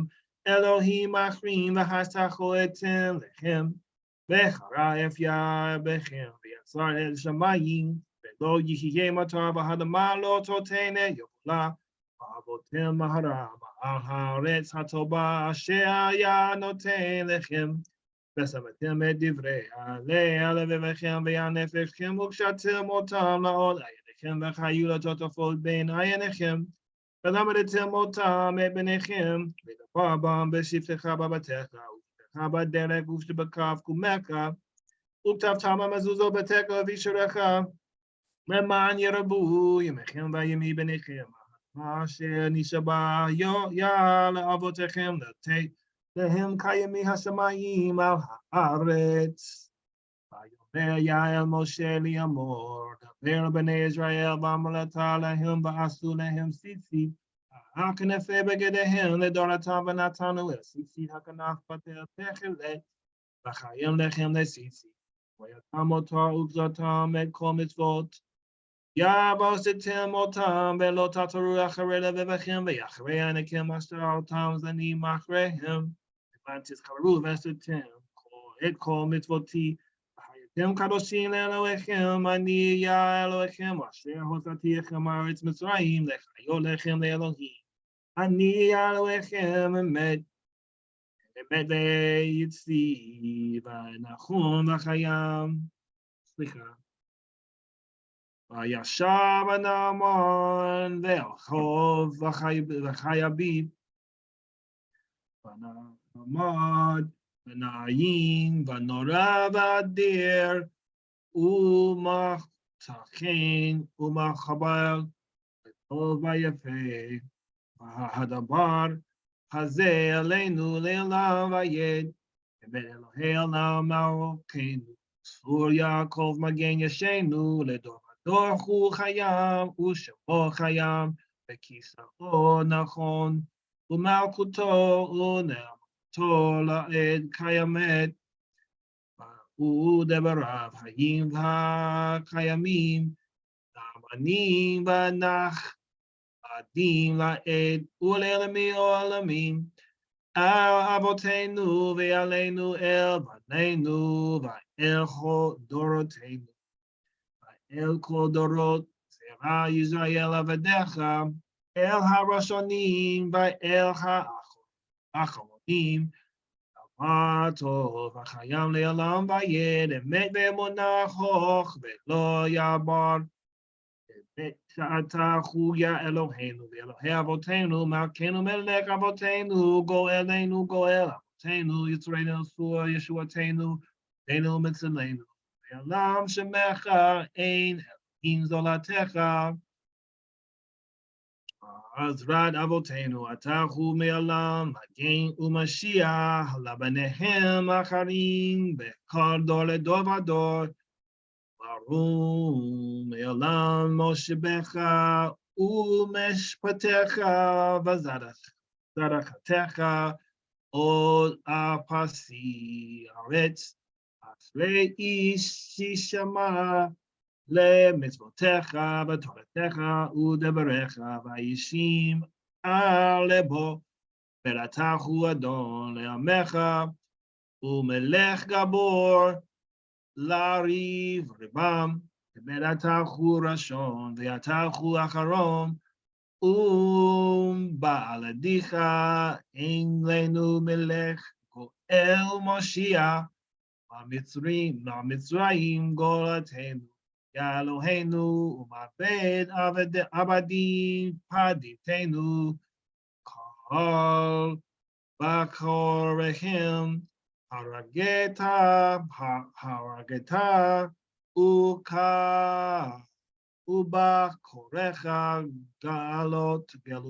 geulata vayom suv vakata vazadim tabata vayadadim ha'abarata vayikasul mayam zerehem achad mechem lo notar el zot shabachu ahobim Ramamu el vanatanu yadadim zemarot sheriot vatisbachot berachot ol lemelech el chayam vanisa gadol vanoram mashafil goim gabeha safarim si asorim upode anoim Va'ozar dalim Ne'lama la'amobat Shu'am alav Tehilot la'el elyon Baruch hu Barech Shebane Israel Lachanu Serabasim Karabah Vimaru Kolam Kamoka Be'elim Yami Kamoka Nedaba Kodesh Narati Hilot Sefer Lem Sirah Hadasha Shebachu Goelim Leshemecha El Shafak Haya Kolam Hodu Vehamelachu V'amru Yayim Lok Le'elam Vayed Israel Kuma Be'ezrat Israel Uvdei Kenafeka Yehuda Ve'Israel Goelenu Ya Sebaot Shemo Kadosh Israel Baruch Atah El Israel Yikadava Yikadesh Yamei Rabbah, Amen. Ve'amadi v'rakirotei, v'yimelech ma'akotei, Chayei Yamichunuv, Chayei Kobe Israel, Bagalav Izman Kari, Amen. Yehei Shmei Rabba Mavorak, Le'olam Ulmei Amaya, Yerak v'yishtabach, Avi Yeroman v'yidnaseh, Yadavi D'Levi D'Lal, Shemei D'Kudeshah, Berichu, Helam in Kol Barakatav Asheratah, Tushbekatav Nekmatah Damiran Ba'amaha, B'Shem Mashiyach Yahushua, Baruch Hashem, Hallelujah. Hallelujah, hallelujah, v'meru, amen. Shavua tov, hallelujah. Let's stop. Let's stop. All praise.